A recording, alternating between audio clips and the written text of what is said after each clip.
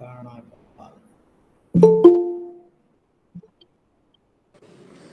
good morning, sir. This is Dr. Padma from Electrical Department, sir. Good morning, Padma garu. Good morning, sir. Mallikarjun garu ela unnaru?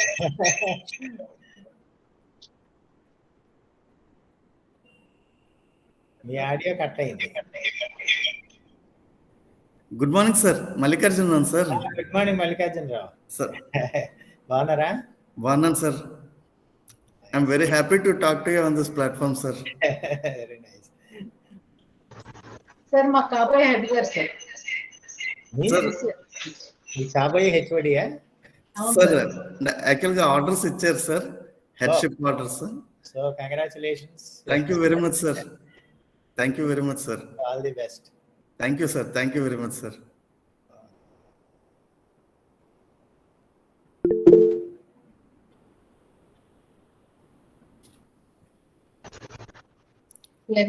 Eleven charge తీసుకుంటారు అనుకుంటాను sir.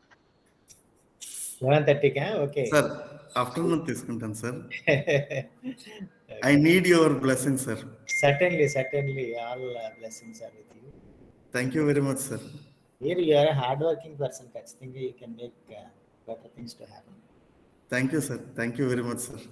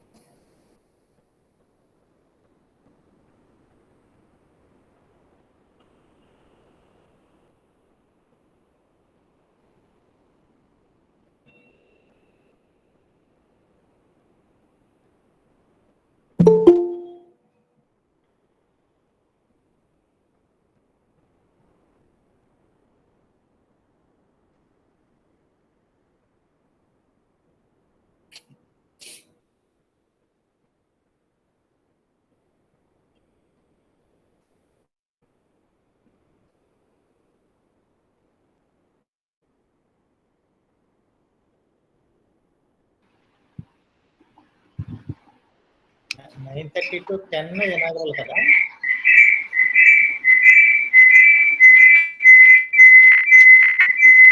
ఎక్కువ వస్తుంది, ఒకసారి ఇక్కడ ఆపువా?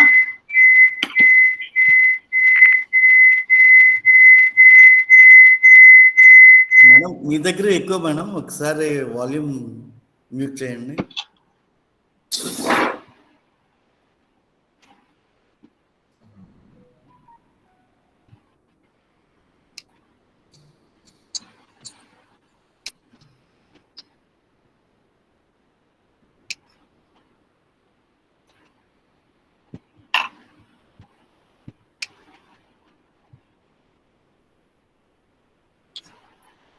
So sir, we are waiting for OSD sir. Krishnamohan garu to join. He will be joining shortly, sir. Okay, let him. 9:30 to 10 inauguration, 10 to 12 lecture kada? అవును sir.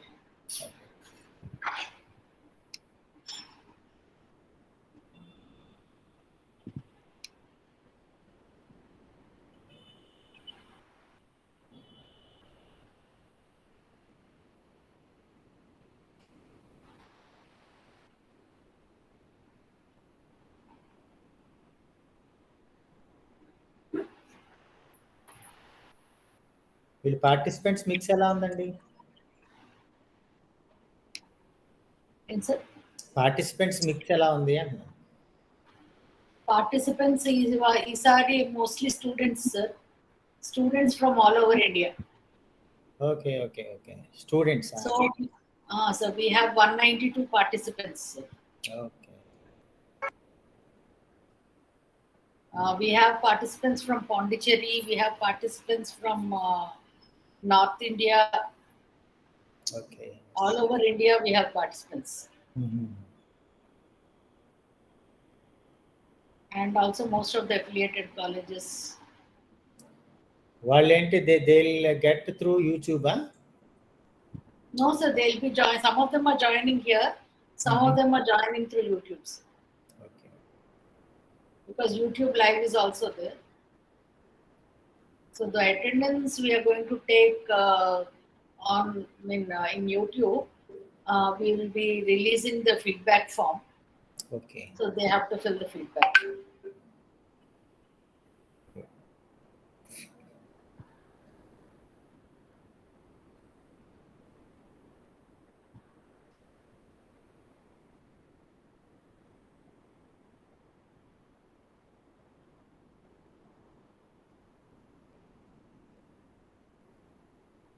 Sir, good morning, sir. Good morning, Sir Krishna. How are you? Fine, sir. Fine, sir. How are you, sir? Fine. Good morning, madam. Good morning, sir. Good morning. Good morning, coordinators, Dr. Padma, Dr. Seen Naik, and Amarendra Sir, Reddy. good morning, Our sir. Good morning. Good morning, sir. Good morning. Surendra, please make Sir Krishna Rao also co-host.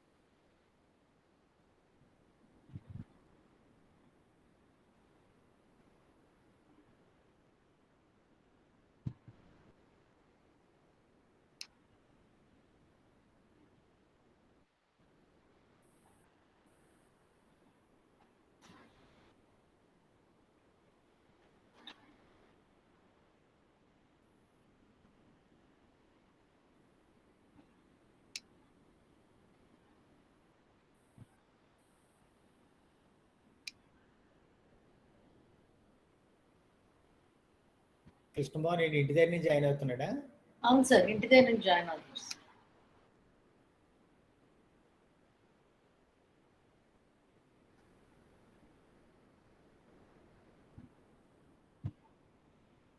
ఒకసారి call చేస్తాను sir. చేయి.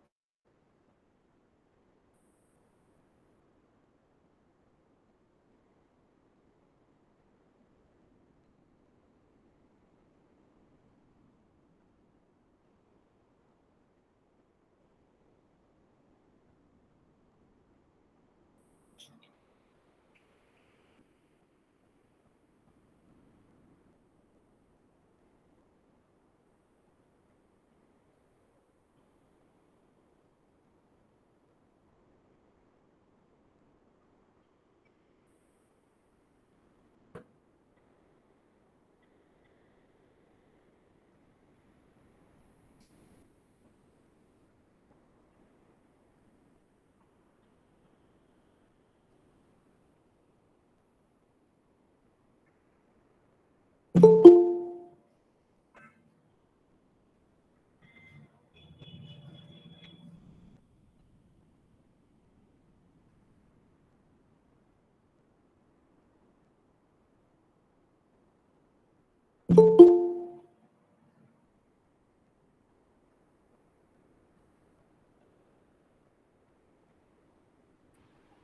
morning, sir.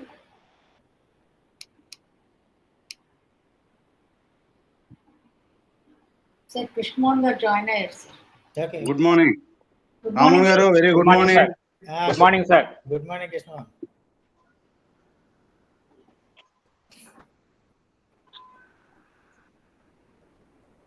Sir, shall we start? Yeah, Okay. we'll start. Okay, sir.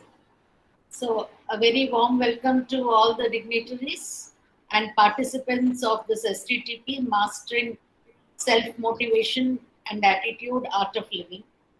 This is the phase 2 of this STTP. We are conducting this in 3 phases. Phase 1 is already conducted during November 22nd to 26th, and it was a success. And now this is the phase 2. Phase 2, we are mainly concentrating on students. So we have students all over India. So without taking much of the time, I would like to welcome the dignitaries onto the virtual dais. So may I request Professor K. Rammohan Rao Garu, Vice Chairman APSHI, and the chief guest of today's function to join us virtually. Thank you, sir. Thank you for being a part of this inaugural function, sir. I now request the president of today's function, Professor G.V. Krishna Rao Garu, to join the stage virtually.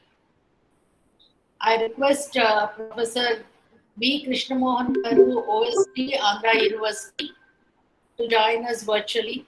Thank you, sir. Thank you for being a part of this. The special guest of today, Professor P. Mallikarjun Rao Garu.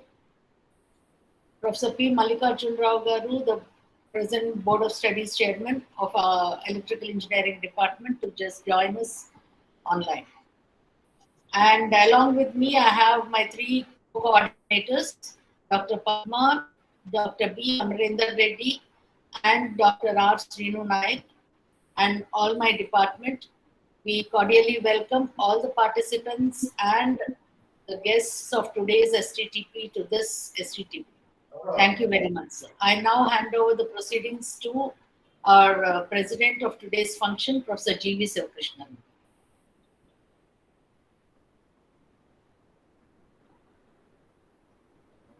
Sir, Krishna Rao Garu, you are in mute.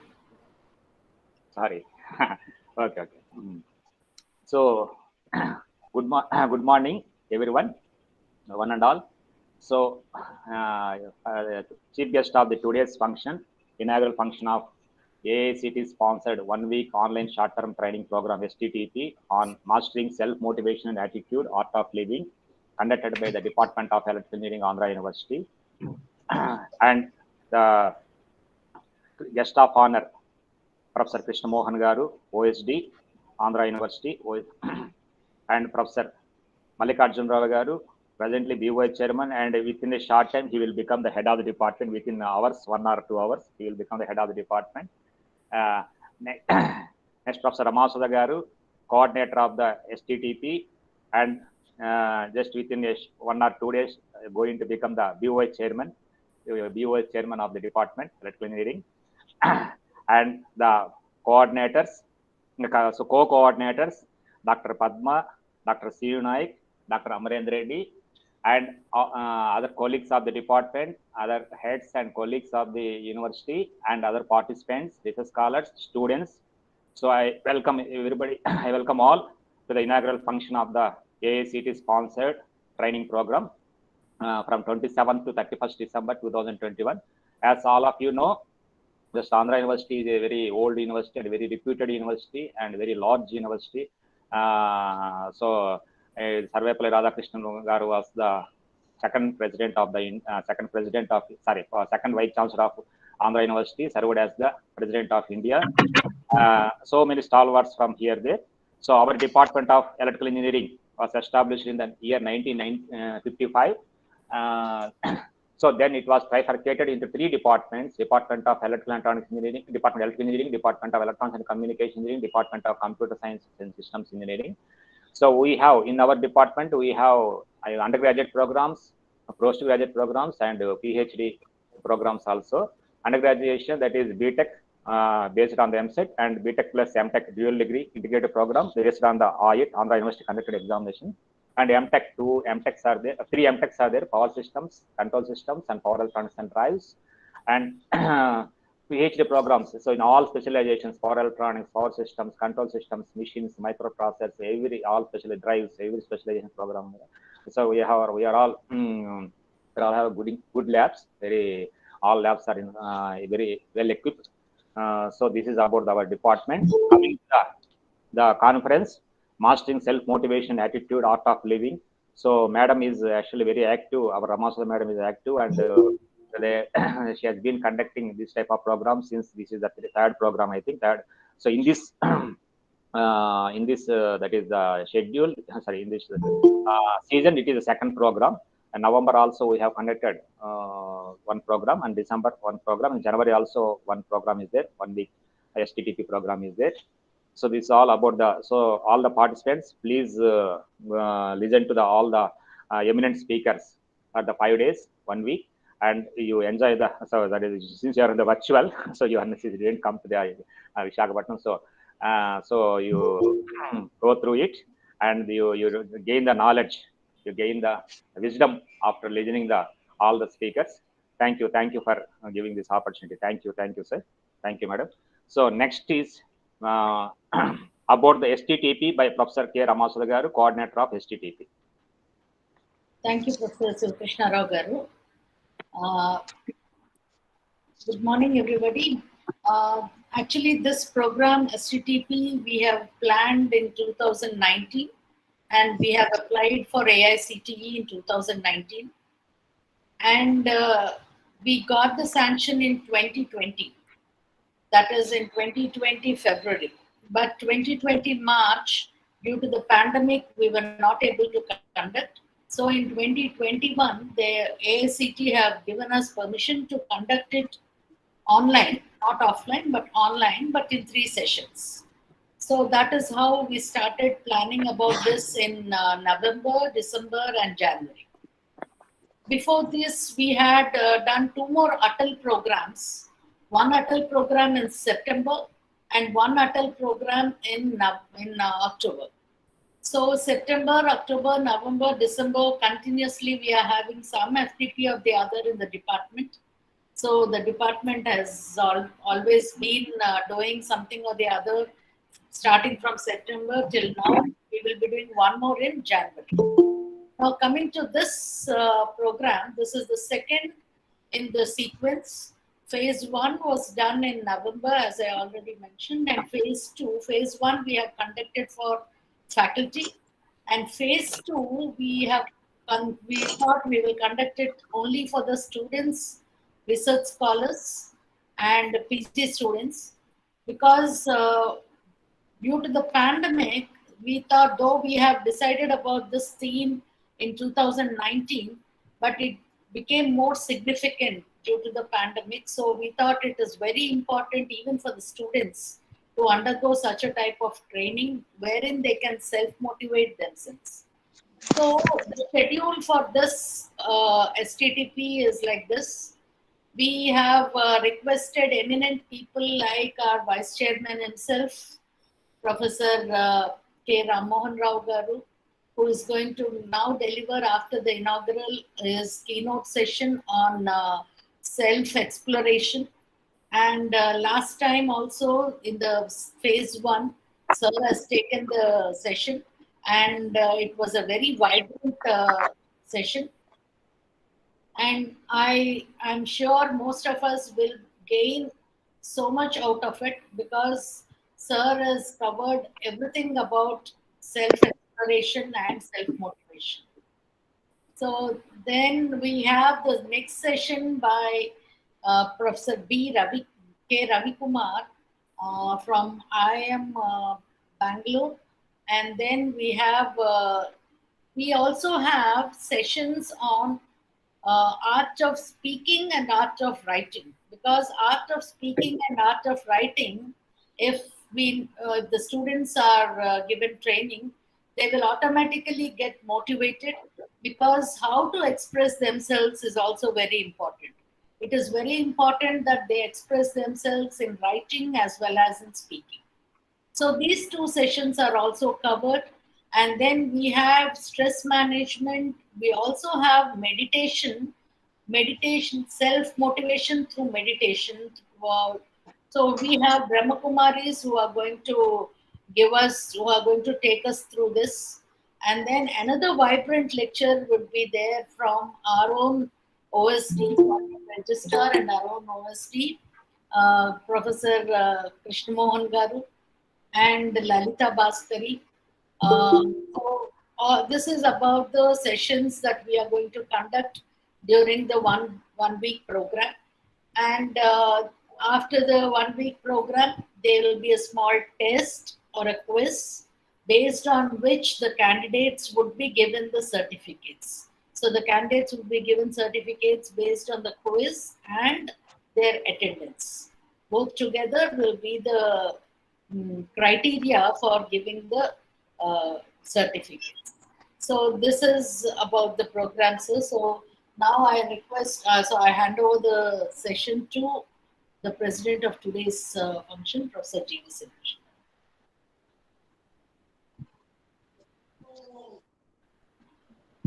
And my co-coordinators for this are, as mentioned, Professor Dr. Padma, Dr. Amarendra Reddy, and Dr. Srinu Naik. And also we have some student coordinators also who would be helping us out with this STTPs.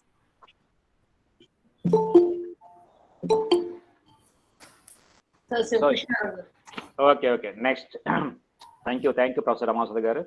Next message by our Professor Mallikarjuna Rao Garu, presently BOH chairman, and I already told you, within a short time, within minutes or hours, he will going to become head of the department.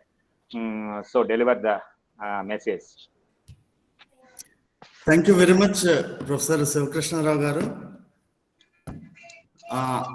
Honorable Vice Chairman of AP State Council for Higher Education, Professor Ram Mohan Rao Garu, the most inspiring personality, and our dynamic officer on special duty, Professor Krishna Mohan Garu, and Professor Ramasada Madam, the coordinator of the workshop, and the co-coordinators, Dr. Padma, Dr. Srinu Naik, and Dr. Amarendra Reddy, and the participants covering from all over the nation.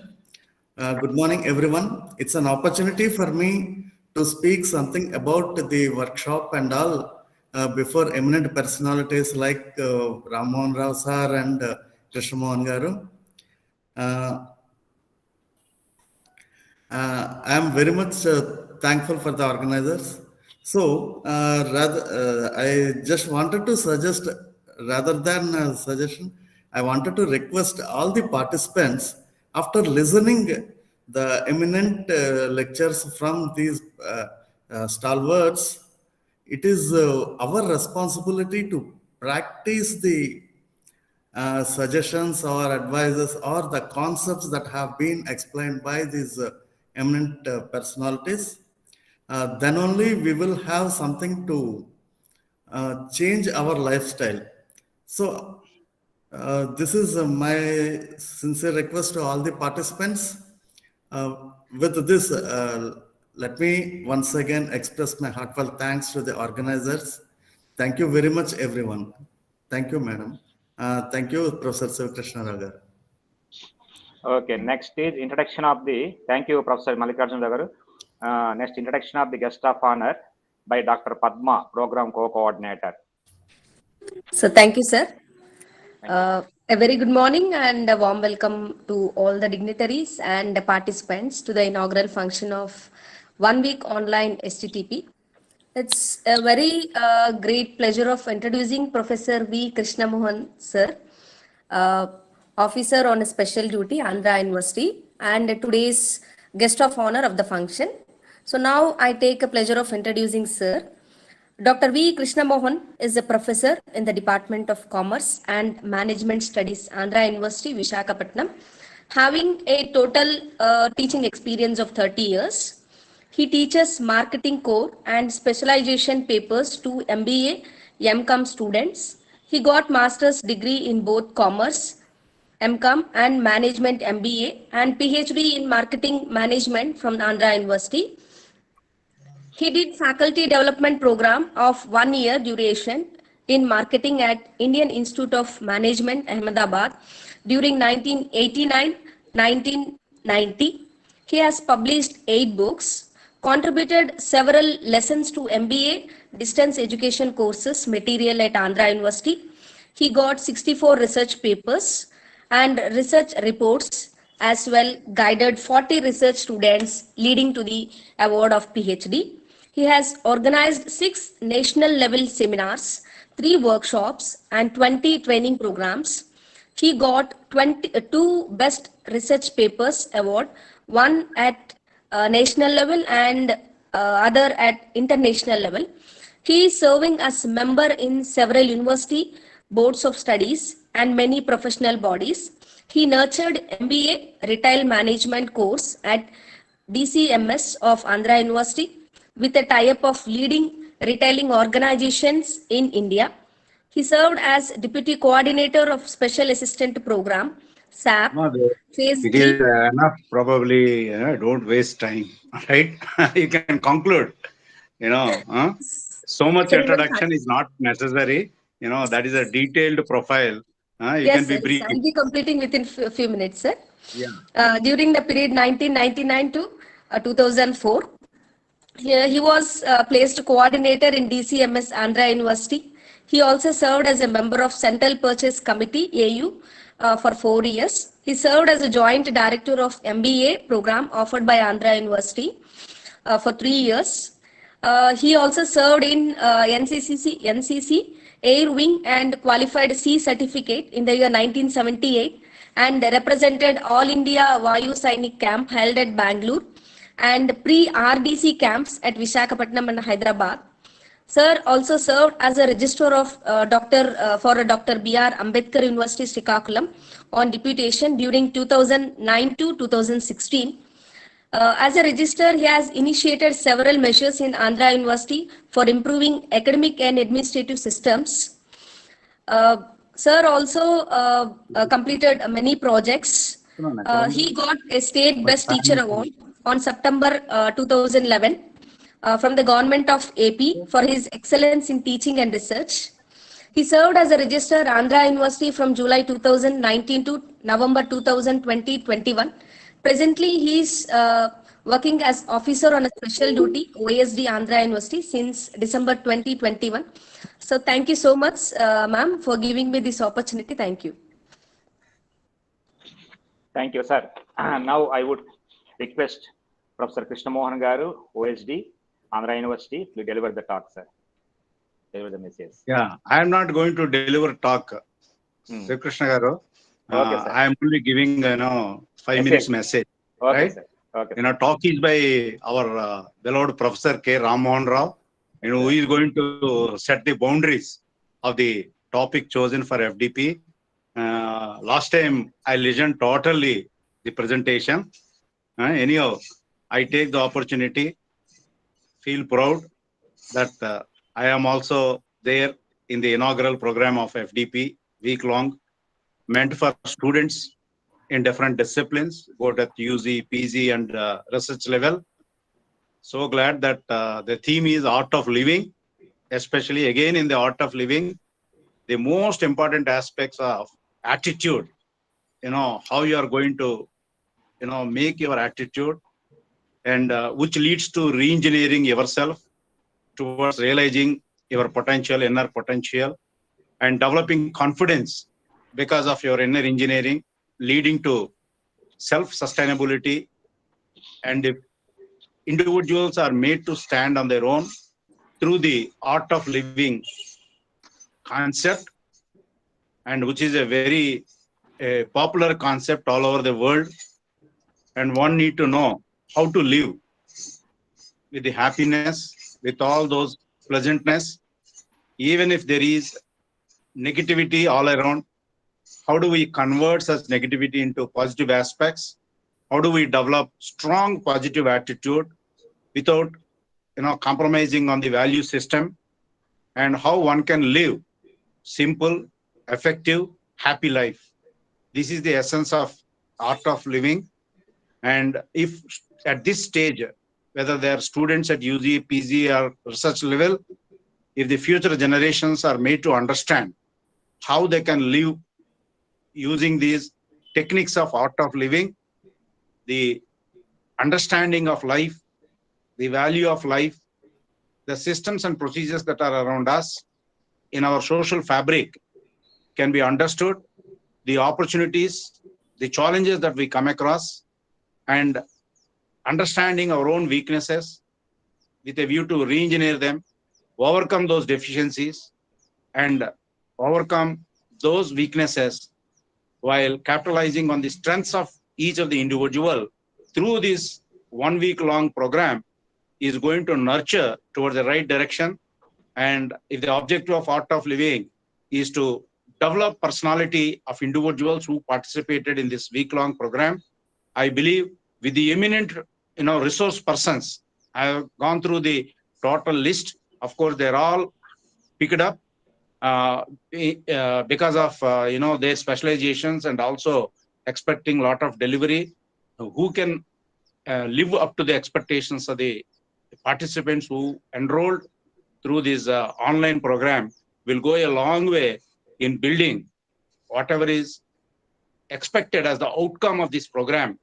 I'm sure with this highly experienced, learned personalities who are roped into the delivery of the 5 week-long program of Art of Living is going to facilitate, nurture the young talent who is going to become the future citizens of India.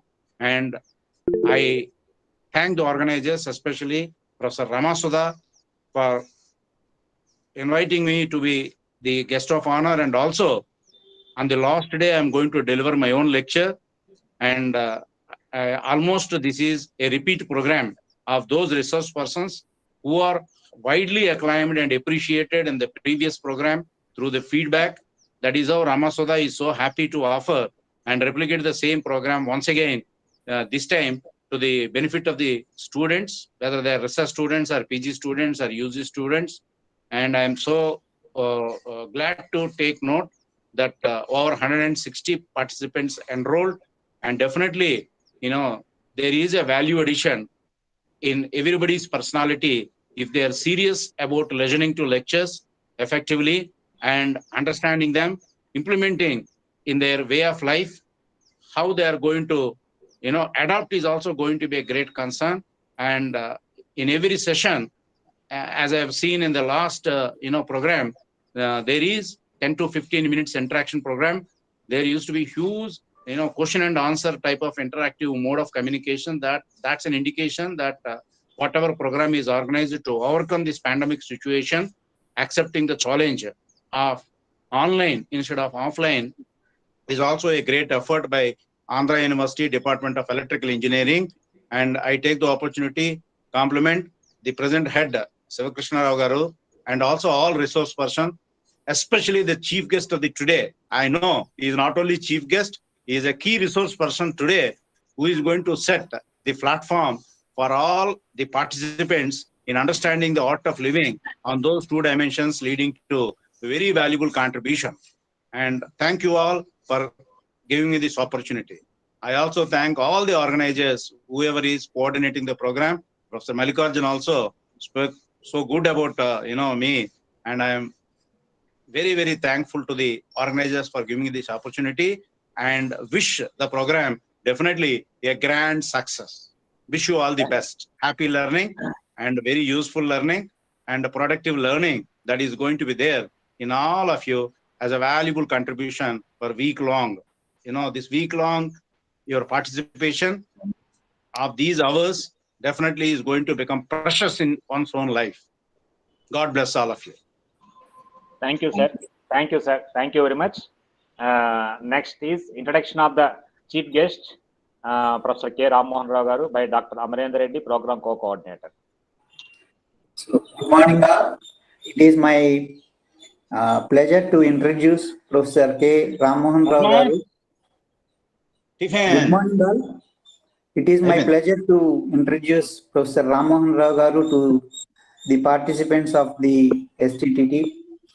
And Professor K. Rammohan Rao garu was born on 22nd August 1958 in a village Godi, situated 10 kilometers away from Amalapuram. He had his graduation from SKBR College, Amalapuram. Later, Sir has joined in Andhra University for his Masters in Commerce. He started his professional career in 1982 as lecturer in PG Department of Commerce in VRS and YRN College, Cherala. He was awarded PhD degree by Andhra University in 1987 for his work on development of handloom industry in Andhra Pradesh. Dr. Rao joined Andhra University as reader in commerce in 1989 and continued his service of Andhra University until he attained his superannuation in 2020. He became professor in 1998 and he is the first senior professor in the Department of Commerce and Management Studies, Andhra University in 2018. Professor Rao is an inspiring teacher and received highest appreciation from students and faculty for his teaching and speeches, messages in various platforms. He is a specialized marketing management and services marketing. He is a passionate researcher and guided 25 PhD students and 9 MPhil students. He wrote 11 books and published 90 research papers in reputed international and national journals. He undertook 13 projects funded by UGC and other public and private organizations. Dr. Rao served in many administrative positions and he served as principal AU College of Arts and Commerce and also as Registrar of Andhra University. As a coordinator of Internal Quality Assurance Cell, he designed and implemented quality management system in Andhra University. He is a member of several academic bodies of many universities and research institutions. He served as a member of Academic Council of IGNO and he is a member of Academic Senate of Acharya Nagarjuna University and the member of Administrative Committee of School of Planning and Architecture. He served as expert member in many committees constituted by UGC, AICTE, AP State Council of Higher Education, etc. He is one of the NAC assessors and served in the capacity of chairman or member coordinator in a peer-reviewed teams constituted by NAC and visited more than 40 higher education institutions in India. Professor Rao organized many national seminars and workshops and training programs in the areas of commerce and management and quality assurance. And he is an invited resource person for academic institutions in industry and also in industry. He is a member of professional bodies and social organizations. Professor Rammohan Rao garu received at now National Educational Leadership Award as a Best Professor in Marketing in 2013. And Sir is recognizing and his services are recognized by Government of Andhra Pradesh and nominated as Vice Chairman, AP State Council of Higher Education, Government of Andhra Pradesh. And also he was nominated by AP as State Nodal Officer of ROSA and he is presently serving as Director of State Level Quality Assurance Cell established by AP State Council of Higher Education. Thank you, sir, and also madam, for giving this opportunity to introduce an eminent personality to our STTP. Yeah. Ramasudha, I wish to add, Yes, sir. the latest update is our Honorable Vice Chancellor has given the responsibility of, making schools concept introduced in Andhra University. At present, he is assigned role as chairman for introduction of schools concept with Yes. 9-member high power committee. He is the chairman of, the schools concept to be introduced in Andhra University. And the committee was given 3 months time.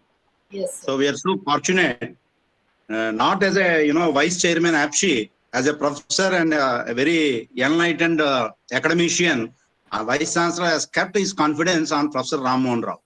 He has greatly contributed to the development of both Andhra University and also right now he is with APSHI in various ways. So that could be the reason why Vice Chancellor is very particular. Professor K. Ram Mohan Rao should be the chairman of Organization of Schools Concept. Yes, sir. They're going to submit report with the chairmanship of Professor K. Ram Mohan Rao. Yes, sir. Congratulations, Ram Mohan Rao Garu, and it's a pleasure to have you here in the committee. And we soon will be expecting Andhra University not as departments but as schools in Andhra universities. I think we are starting with engineering college, sir. That is what Vice Chancellor sir said. Yeah. Sir, now I would like to invite Professor K. Ram Mohan Rao Garu, chief guest of the today's inaugural function, to deliver the message, sir. Please, sir. So good morning, all of you. First of all, I would like to congratulate and appreciate Andhra University for taking up this 1 week training program, short-term training program, virtually, supported by AICTE, and particularly the convener of the program, Professor Ramasudha, and the co-coordinators, Dr. K. Padma, Dr. B. Amarendra Reddy, and Srinu Nayak. So they are putting up wonderful efforts to make this program a great success. So I convey my respects to G.V. Sivakrishna Rao, the president of this function, P. Mallikarjun Rao, the special invitee, and my very good friend, Professor Krishna Mohan, who is a very hardworking, very committed, and a very highly valued teacher and researcher. And because we served together the university for almost 3.5 decades, and see, that is the kind of commitment and involvement that is required to make the organizations transform into better ones.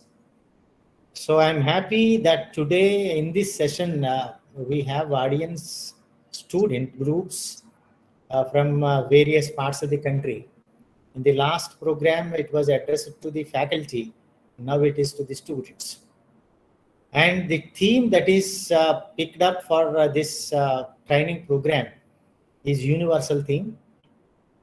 It can be good for the children, it can be good for youngsters, it can be good for any age personalities, because the essence of anybody is to have a happy life. Every one of us get into the world. It is not our choice. It is not with our knowledge. And also the end is also not known. You are not a participant in the end of your life. So the beginning and the end, in between you are there, and how you wanted to mold and shape your life is the issue for discussion. And for that purpose, all the resource persons are trying to help you to shape yourself, your life, as mentioned by Krishna Mohan, in much better way than what you are perceiving, what you are understanding at present, because you are young. Say you have seen several lives, like your father, your mother, your grandfather, grandmother, neighbors. They give you some inputs, and you have to decide whether you wanted to lead the same kind of life or a different kind of life. See, when you look at an artist who makes some creativity, some newness, some difference, some distinctive things, there you have to see the character of an art, the personality of an art, the beauty of an art, the value of an art, the longevity of an art, and the great virtues of an art which leaves its impression for several generations. So you can mold your life in that way, injecting value, injecting personality, injecting character, injecting distinctiveness, injecting beauty, and deriving happiness out of it. So you need to have a lot of inputs to translate your lifestyle. Your lifestyle should bring the maximum potential happiness to you, and also extend the maximum potential happiness to the others. So you are not alone, you are a person in the society. So the responsibility of every person is to be happy and make others happy. So how happiness can be derived, how you can take happiness to the potential, and how you can be accepted by the people, how you develop yourself in such a way that you can accept people. This is what the art of living is. You have to make the entire life as an art, which gives a lot of satisfaction to the others to learn. When the others try to get into your life, they should feel happiness about it.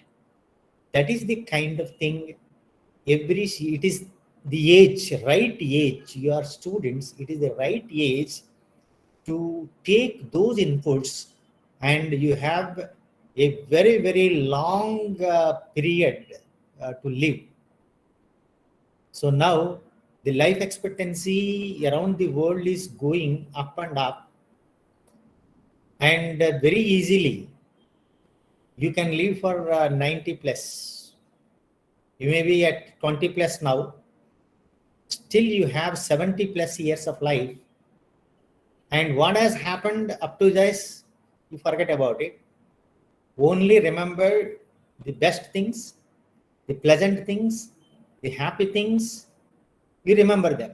All those that happened without your interventions, because of XYZ reasons, which gave you some kind of unhappiness, leave them, forget it, and keep cool, understand yourself, look at the society, look at the kind of developments, look at the kind of facilities, look at the kind of support systems that you have, and work out how I can mold myself as a personality which is unique, which is positive, which is recognized and respected by the entire society. So I am sure this particular program is going to enrich your life, and when you make your life artistic, your career is assured, your success is assured. You can pass on and climb on the ladder of achievements one after another, because you are there as a personality. You know how to accept a success, how to accept a failure, and how to make a balance in life, and how to reduce your stress, and how to eliminate your stress and move on further and further. So I wish you all the best, and we will meet immediately after the program inauguration. So I'm eagerly looking forward for that. Thank you very much, all the organizers, for this wonderful opportunity. Thank you, sir. Thank you very much for your. So within 3 minutes, very motivational speech, motivational message for all the participants, not only for the participants, for the faculty like me also. I have also motivated with your speech. Thank you, sir. Professor Krishna Mohan Garu, Professor, all the professors, especially you are actually from the Commerce and Management. So you are motivating all the faculty, not only students from the university, the faculty also from the other departments also you are motivating. Thank you very much, sir. Next, Sir, thanks. Sir, we have 2 management gurus today in the inaugurations. Yeah.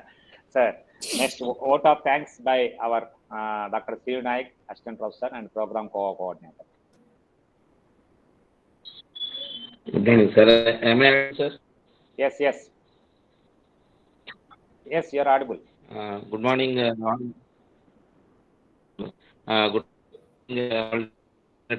On behalf of Now, Siv Naik, clarity ledu. Okay. Is it now okay, sir? Okay, right.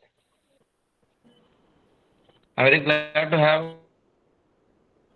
from being our Vice Chancellor, Professor PVGD Prasad Reddy Garu, and our Principal, Srinivasa sir. And I would like to thank AICT to have giving us conducting this program for 3 terms. One we successfully completed with all your cooperation, sir. And the second also we are doing in this week from 27th to 31st. So I would like to thank all India AICT, All India Council for Technical Education. And now I thank Professor K. Ram. We are very privileged to have as a chief guest and keynote speaker, sir, and congratulating again, sir, to having in under our umbrella. We are going to get a school of departments under the school schemes. We are congratulating again, sir. And I would like to thank OST on specialty officer on special duty to Andhra University, Professor V. Krishna Mohan, sir. Thank you very much, sir, for your enlightened key points for giving us for this program to conduct a very successful manner. And I would like to thank Professor Sri Krishna Rao Garu, head of the department, for giving a continuous support to given full support in the earlier, and we expected same, and we are having privilege cooperation from Professor G. Sri Krishna Rao, sir. And once again, I would like to thank Professor Malik sir. Key points to reach and other coming HODship also, the program will be going very successfully. Thank you very much, sir. And I would like to thank our active coordinator, major role responsibility of the madam. She is taking a lot of pain to making us and having a grand success to making continuous program this, and we will expect in the same in the next session also. We are having third session in the next month also. Thank you, madam. Thank you for your cooperation. And I would like to thank coordinators, co-coordinator, Dr. K. Padma madam, myself, Dr. R. Srinu Nayak, and Dr. B. Amarendra Reddy sir. So for continuous monitoring and making online arrangements to have a successful continuous of this STTP program. And I would like to thank the student coordinators online behind the screen. So many student coordinators are there for helping us to make grand success. And finally, I would like to thank our present media. So there are a very lot of encouragement giving us through media to know our program, how successfully it is going on and starting. So continuously, last program also they have given very good support. So I would like to thank the students, colleagues, and teaching and non-teaching staff to making a grand success of this inaugural function. Thank you, sir. Thank you very much. Okay, sir. Thank you. Ramasugar, please. Sir, thank you very much. Professor Ram Mohan Rao Garu, we will start the session in another 5 to 10 minutes, sir. Okay. Fine. No problem. Okay, sir. Thank you, sir. Thank you, sir. Thank you very much. Very nice, Thank all nice to see all of you. Yes. So thank you once again. Thank you, sir. So we will start in another 10 minutes, sir. Okay. Nice.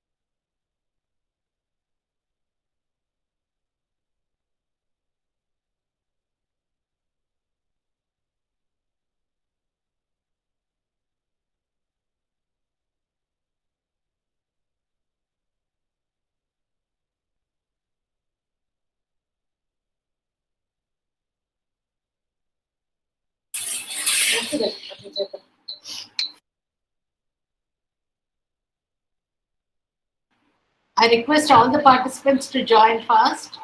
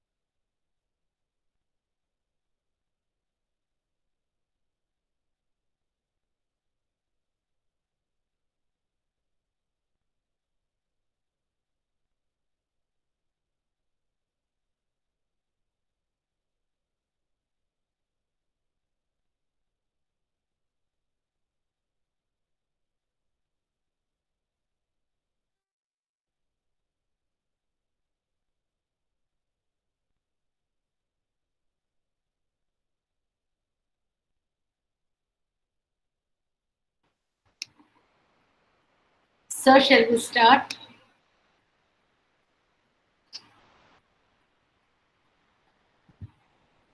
Sir, shall we start, sir? Okay, madam.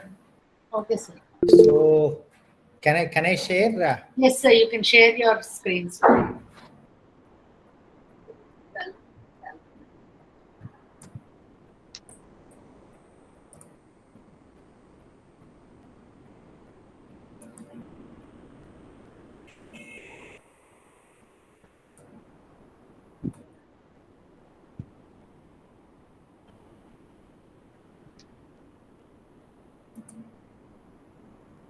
Is it visible? Yes, sir, it is visible, sir. Yeah. Yes, sir. It's clear, sir. Good. So good morning, all of you. I'm very happy to take this first session of Good morning, sir. Yeah, good morning. So the theme that we have chosen today is self-exploration towards self-motivation.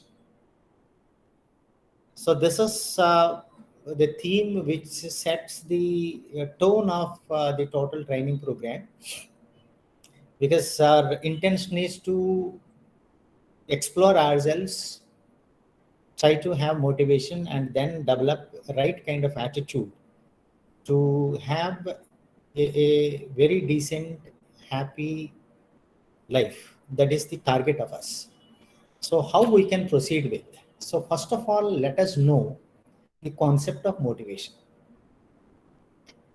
See, a lot of research took place on the concept of motivation. Several people have worked, and they found a logical sequence of how people get motivated. So many of us will have an impression that the people who are having extraordinary skills will motivate others. But the fact is, one has to motivate by himself or herself. No one can motivate you. They only can provide you a support and help for you to get motivated. So technically speaking, every human being is having needs and desires. Needs and desires. So needs exist. No one can create needs. Only thing is, we may aware of certain needs, we may not aware of certain needs. So need identification is a process of development of a society. When society is progressing and developing, the people in the society recognize so many needs for them.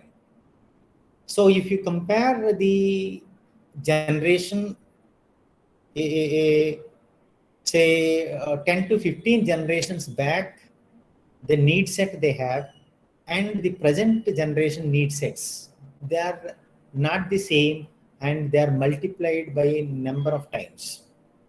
So we try to have the needs and we feel them.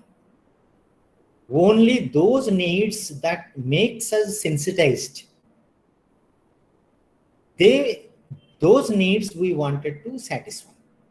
They are called unfulfilled needs. We wanted to fulfill, but they are not fulfilled. So the needs can be physiological or psychological. Physiological needs are those needs that your body tells you, your physics tells you. So you are hungry. How do you know you are hungry? Your body tells you. You're thirsty. How do you know you are thirsty? Your body tells you. So the physical system of an individual communicates certain needs. They are called physiological needs. And your psychology makes you to recognize some needs like security needs, social needs, ego needs, self-esteem needs, or actualization needs, whatever it may be. So you will have such kind of needs. They also, if you feel that they are not satisfied, you will recognizing it as unfulfilled need. Once you recognize the unfulfilled need, once you start getting sensitized out of it, then there will be some kind of tension inside to satisfy it. Unless you satisfy such need, you cannot be free. So you get into anxiety, how I can satisfy this need. So then that kind of pressure, tension, anxiety leads to action. I have to do something, that is, they are called drive. You are drive towards satisfying your unfulfilled need. But how? How can I satisfy, say for example, I am hungry. How can I satisfy my hunger? So then comes the support stimulation that is called cue. Cue is a support stimulation. Say, if you are from, for example, from Chennai, it is in the morning, so you are hungry, then the cue tells you that at this point of time, you have to take a breakfast with idli and sambar. Then you try to find out where idli and sambar is available, and you find that yes, in so and so restaurant, idli and sambar is available, I'll go and take it. That is called goal formulation. Then you start moving towards it, trying to take money, trying to go there, trying to satisfy. the need, then your goal is achieved, and the experience that you get from the goal that you have achieved, whether the idli sambar is good or not, whether the shopkeeper is hygienic, so many factors we experience, and those experiences will help to strengthen your queue ladder. And once the goal is satisfied after some time, again, you will experience the unfulfilled need. So this is an unfulfilled need process. So then what are desires? Desires are wants. The wants, like to satisfy one, say for example, hunger, you have multiple ways to satisfy it. So needs cannot be created, but wants can be created. So there will be so many innovations, improvements, developments in creating solutions to your unfulfilled needs. So the entire society focuses on, and entire business community focuses on creating number of desires to satisfy a particular need or a group of needs. Like to clean your body, what is the requirement? Is a soap. And you have n number of brands and n number of concepts of cleaning your body. So that is the desire.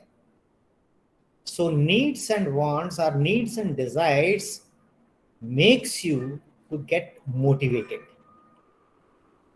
And the support system that is there in the society, in the form of cues, in the form of your personal experience, that will help in making the right goals to reach. So this is the basic concept of the motivational process. Let us now see how we have to view things for our personality development. There is no easy way to achieve quality of life. That is, remember that. Don't think it is just can be imported from anybody, or can be given by anybody, or can be bought. It's not like that. You have to make it, and you have to work on it. There are no shortcuts to it. That is what I wanted to inform you. There is no shortcut to go for quality of life, and you have to involve, you have to make, to transform yourself, work on that to achieve quality of life. You look at the first statement, the way we see the problem is the problem. Say, when you look at the happenings, look at the things, look at the situations, how do you understand them? Your understanding depends upon your perception, your knowledge, your exposure, your understanding of the situations. Based on that, you try to understand what the problem is. You may be right, you may not be right. So this is one statement that you have to understand. I tell you one example. A father is celebrating his daughter's birthday. Daughter is a 3-year-old baby. And he came from the office, birthday party is being arranged. So many people are invited to the birthday. And say when a child birthday is celebrated, the parents, other parents invitees, particularly those who have children, will be invited for that. There are so many children. They also brought gifts to the baby of this gentleman. And all the gifts the baby has taken. And the children of the guests, they wanted to open up those gifts and also play with them. But the girl, once received those gifts, became so possessive that she don't want that those gifts be shared with the friends. So she was resisting, and the other children are pressurizing the parents and creating noise on that, fighting each other. So that is the situation. At that point, the father entered from the office. So immediately what his perception of the problem is. He saw the problem is with the child, and he thought that she should have, shared those things with the other kids. After all, they came and they have to enjoy.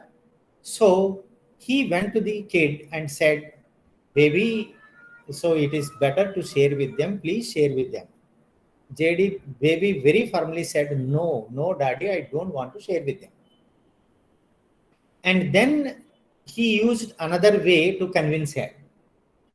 Baby, if you share this with them, tomorrow when you go to their home, they will share their toys with you. So this is a business proposition. But the child still said, no, I won't do it. I will not share. She is not agreeable.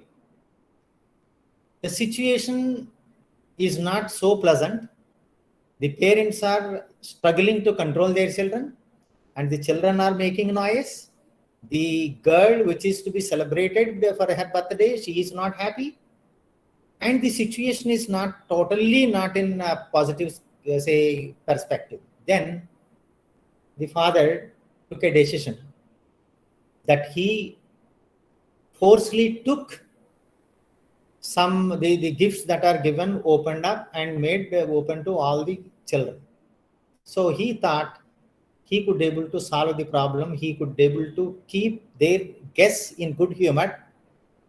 Their parents' problem is also solved. Of course, the girl child is not so happy with it, but he thought he can manage it. This is how he thought that I found a right solution to the problem. But is it really the right solution? You have a fixation in mind. You have a sensibility to a situation, and you thought that that is the kind of sensibility you wanted it, but you forgot. You lost your child's respect. Your child is your long-term connectivity, and there you fail to address it. So then if you look at the things, is it the only way to solve the problem?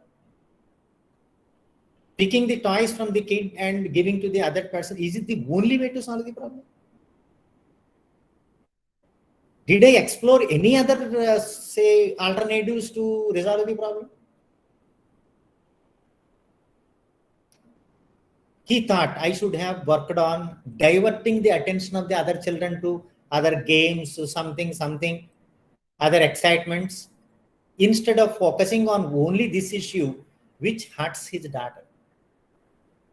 See, this is what I am saying. How you see the problem is the problem, but actually that may not be the problem. So when you look at a problem, you have to understand whether I have understood the problem rightly or not. Problem from different angles or not. The intricacies of the problem or not. So without that, we should not jump to resolve it and to find a solution to the problem. Interdependency is a highly desirable quality. We are in a society, we are social beings. We cannot do everything, and we should not do anything alone. Because only a few things you can do alone, but you are dependent.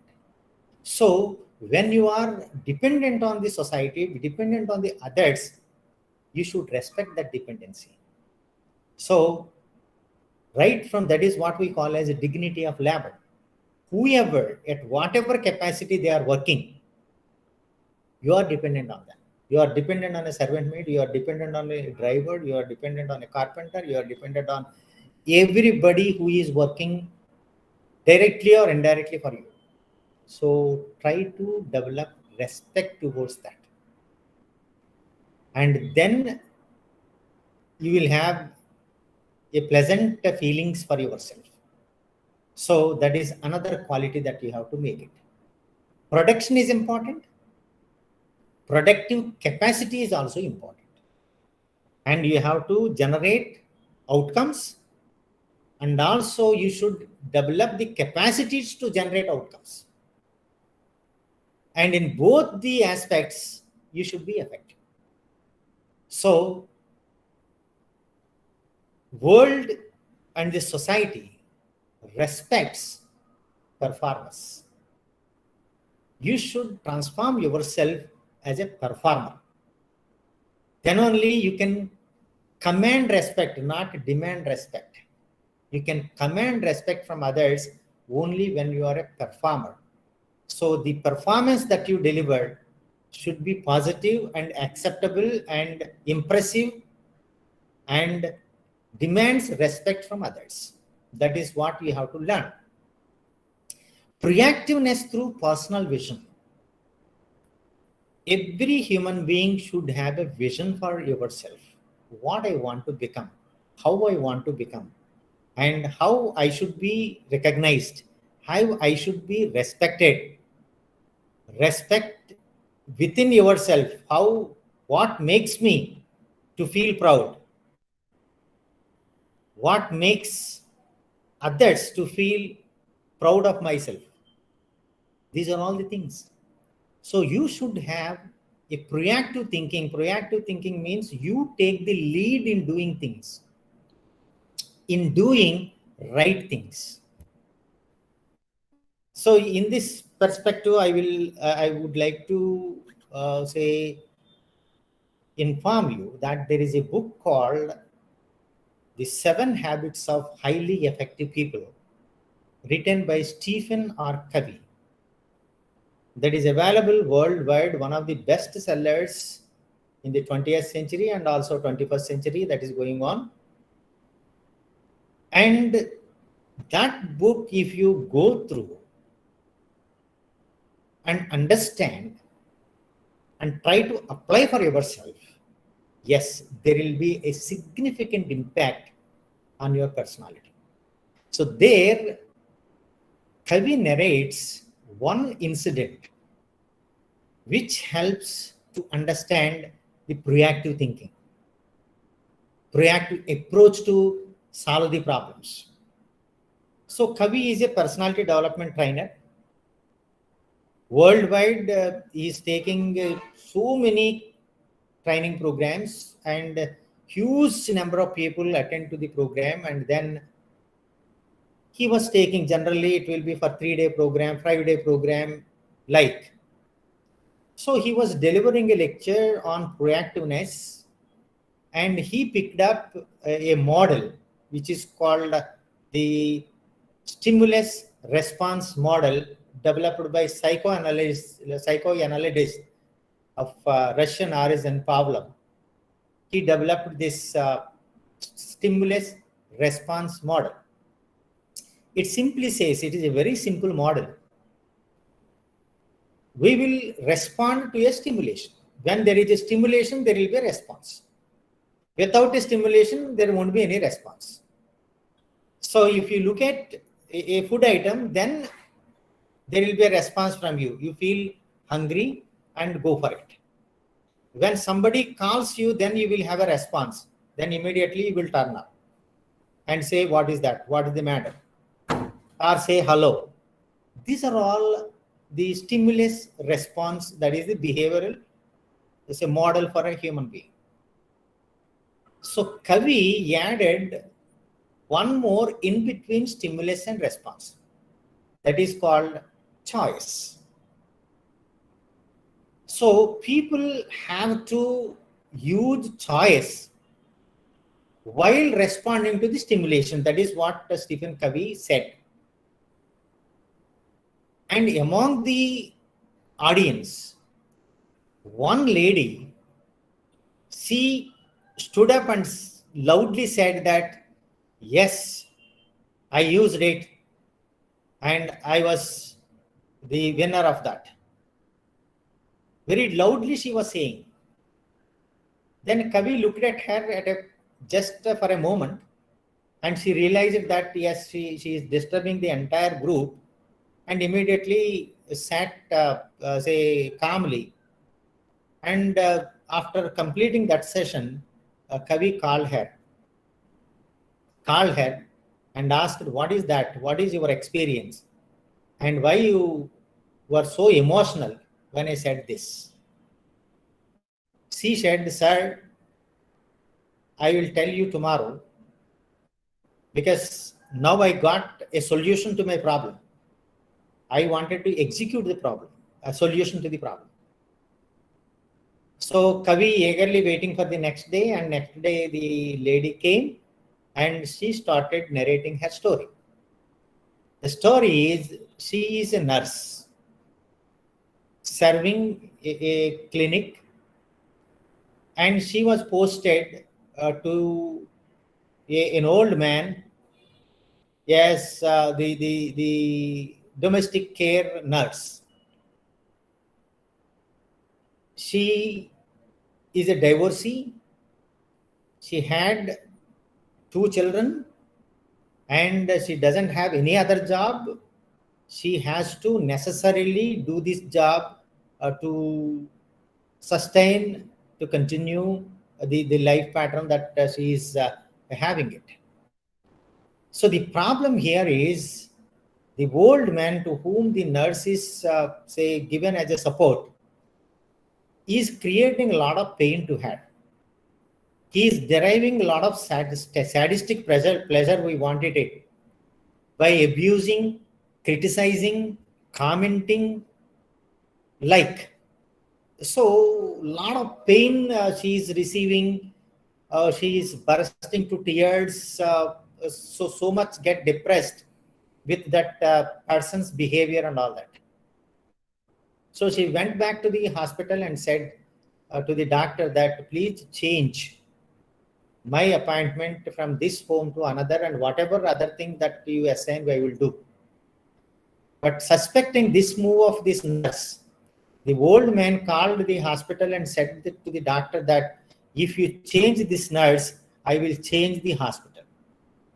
So hospital cannot lose a rich person like the old man and the money that flows into the organization. So she is a person who is looking after the job only without any other support. So naturally the hospital doctor said that there is no option. You have to choose between whether to work there or to get out of the job. Again, she went back, and with much more rigor, the old man is practicing all the nonsenses that he wanted. So she thought of committing suicide also without bearing this problem and all that. She consulted one of her friends, and one of her friends suggested that you try to attend a personality development program of Stephen or Kavi so that you may find a solution for that. So now she said, I got the solution. And Kavi was very, very eager to know what was the solution. What I told you, what solution you found? And she said, I used the choice now.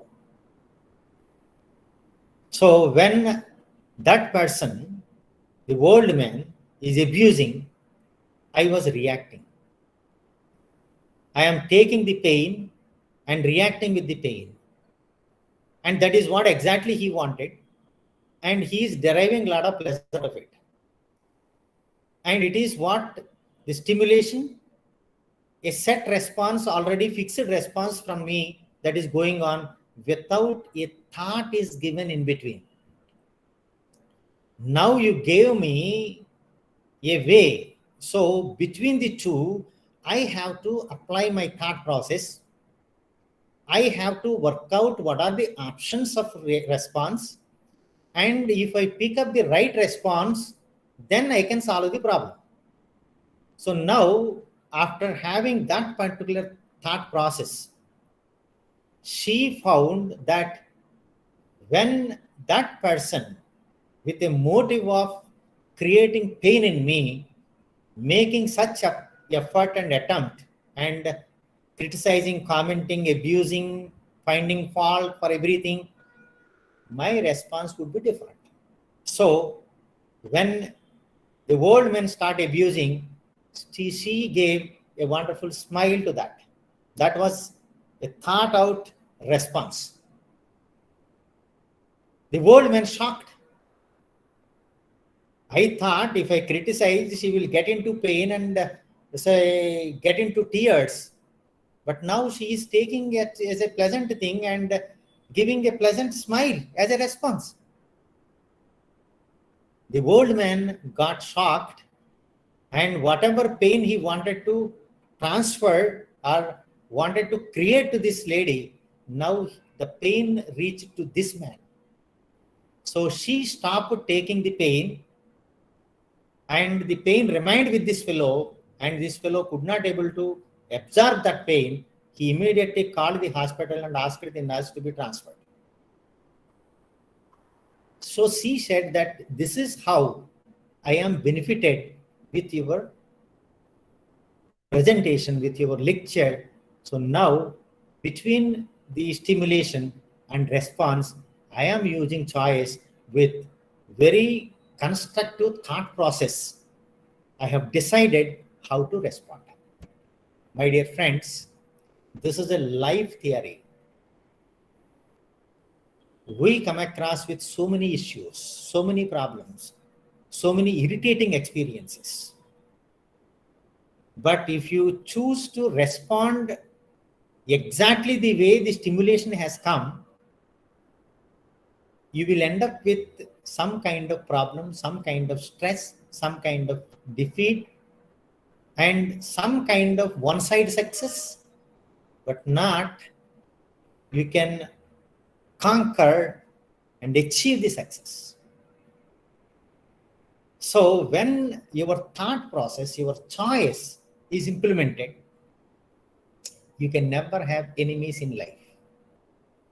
You can have only friends in life. This is the message that you have to take with the proactiveness. So you are working out how I can convert this bad situation into a pleasant situation, at least for yourself first, then for the other. This is a proactive approach. The another thing is begin with the end in mind. You should have goal clarity. Ultimately, what I wanted to become, how I wanted to lead my life. What are the steps in that? What are the stages in that? How I can move along? What is the ultimate? So you have to think number of times, and have the goal clarity, sometimes short-term goals and long-term goals. Both are important. But when you set a goal, you should have 100% clarity of what you are going to do, what is the ultimate outcome you wanted to achieve out of it. That is what the begin with end in mind suggests. One more example from Stephen R. Covey. He asked us to imagine that your last day happened. You died. When a person dies, leave the world, all the friends, relatives, all the people will assemble and will take the body to the burial ground through a procession. And when all the people assemble, the principal topic for all of them is the life of this person. They wanted to talk about the person who passed away. Now what they thought, what they talk, what they conversate with others about this man. Several things, cultural issues are there in our culture. People say that when somebody passes away, you speak only good about him. But what the statement suggests, you can write the script of what the people should speak.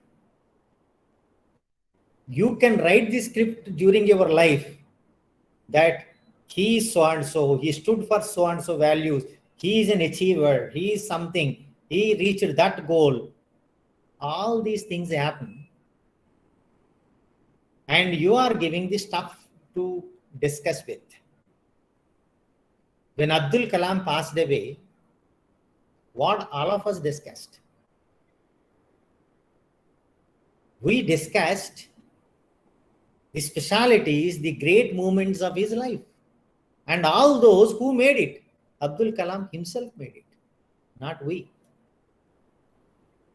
So you have life, you can be script writer of your life, and you leave the script to the others to speak once you pass away.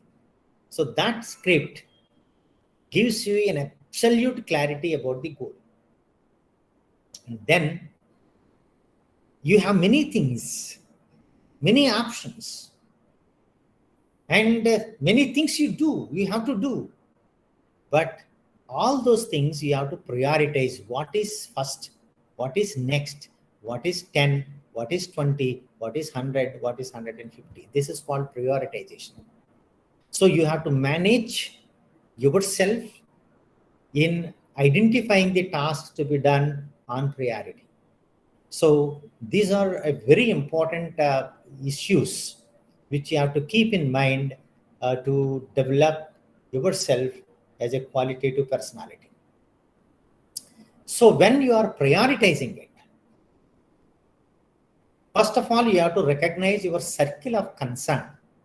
You have so many concerns about your father, your mother, your sister, your brother, your neighbor, your friend, your studies, your career, your job, X, Y, Z. You have n number of concerns. First of all, list out what are my concerns. So out of those, some you can solve, some you cannot solve. In management, we say that there are certain things which you can control. There are certain things which you cannot control. First of all, you have to eliminate all those concerns which you cannot do anything, which your role is not there. They happen.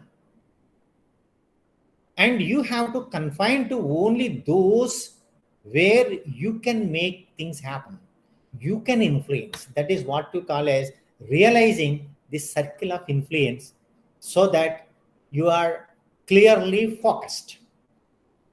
I will do these things, not all those that are of my concern, because I cannot do that.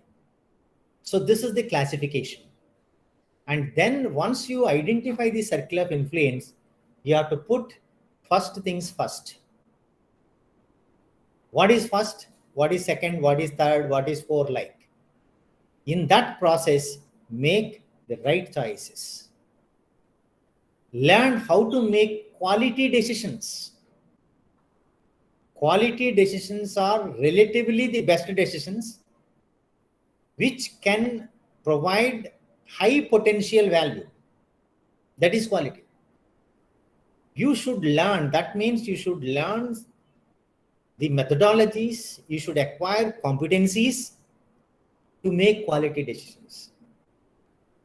After all, the entire management program is focused on making the students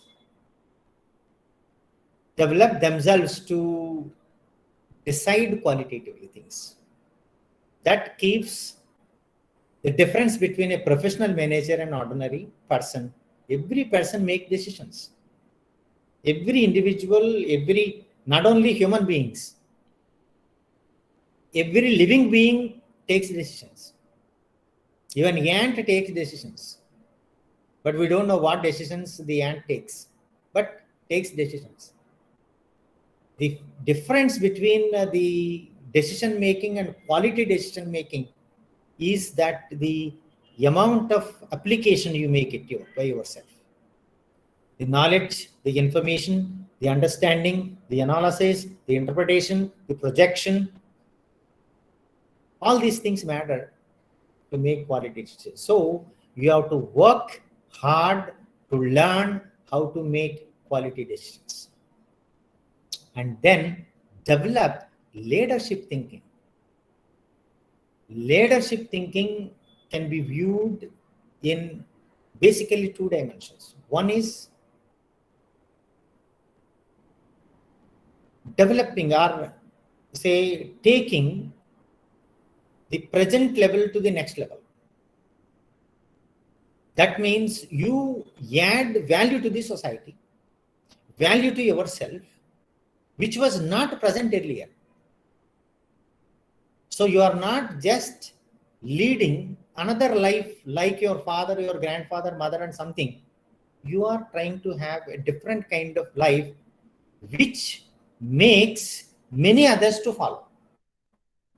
So getting acceptance by others and making them as followers of your life is another kind of leadership. So you have to have innovative thinking,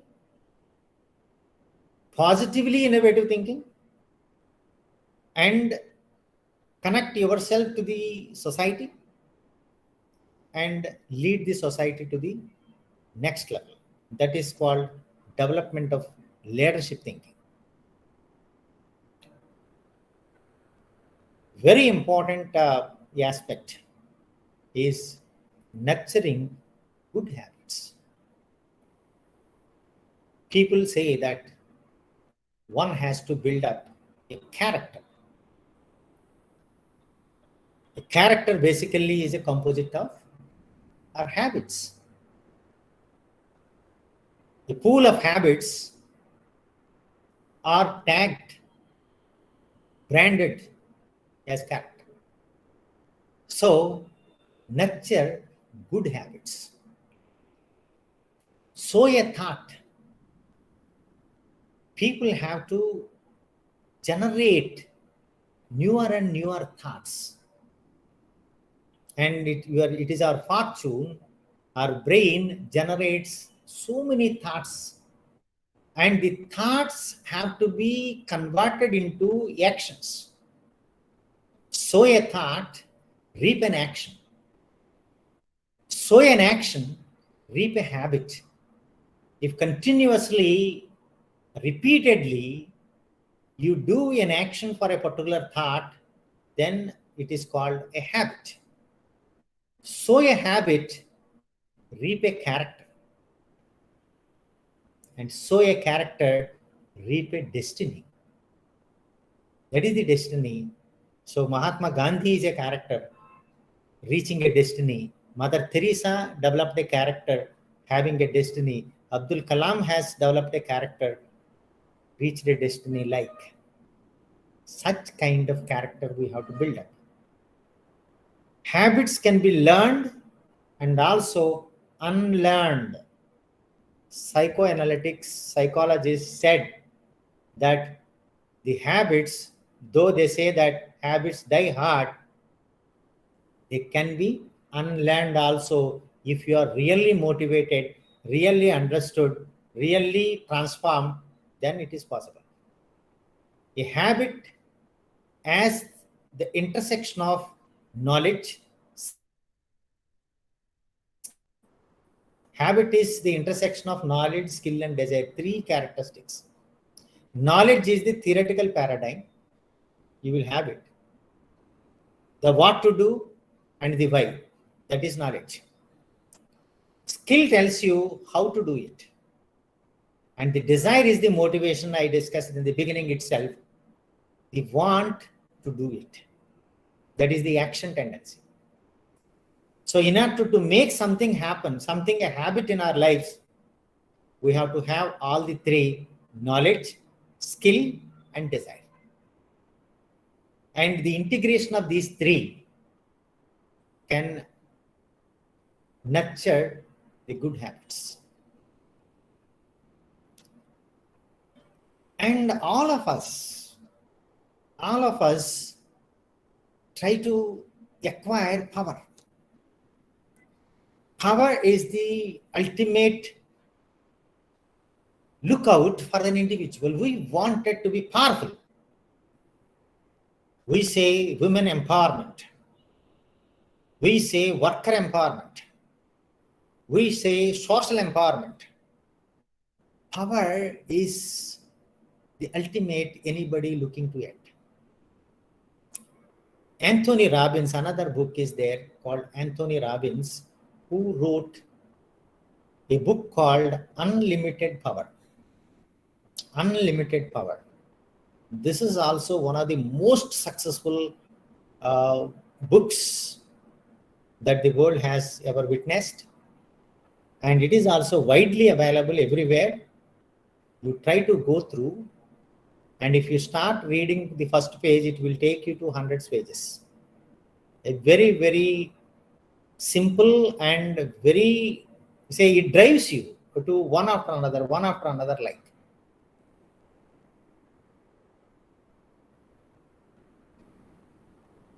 Another book also is there, written by G.I.T.A, that is also available on the market. So try to read books, understand them, apply them. It is not reading and understanding that can change you, unless you know how to apply those understandings to your life. So what kind of power you have to look for, you have to achieve? It is the ability to change your life. You have to acquire such empowered personality that can change your life, to shape your perceptions. Then knowledge is your power, understanding is your power. Then you can have right perceptions. So if you change your life and have your right perceptions, and you have the power to make things work for you, ultimately you have to reap the benefits. And another expression is, power is fulfilling your needs and the needs of the people you care about. You should acquire such power through which you can fulfill your needs, and you can fulfill the needs of the people you care about, your family members, your friends, and the needy whom you recognize. Acquire such power, either through your education or skill or job or entrepreneurship, whatever it may be.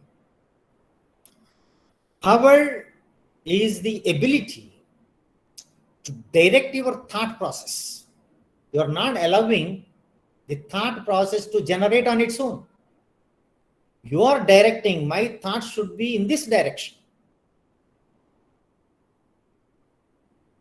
My behavior should be in such a way that I want it. So I am dictating my behavior, and I am acquiring such capacities to produce precise results, very clearly defined, identifiable results. And I want such a power of communication. Communication is power, which makes me understand others and also me understood by others. How I can be an effective communicator, how I can be an effective thinker, how I can be an effective perceiver, how I can, say, acquire such competencies through which I can satisfy my needs and the people I care about, the needs of the people I care about, and how I command my business and my behavior and produce precise results. This kind of power, one has to look for acquiring it. So friends, try to see how you can gain this power by different means that are available to you, the different support systems that are available to you. So you need 7 basic mechanisms to achieve success. You should have passion. You may like a work. You may show some interest in work. You may put some hard work to make that work.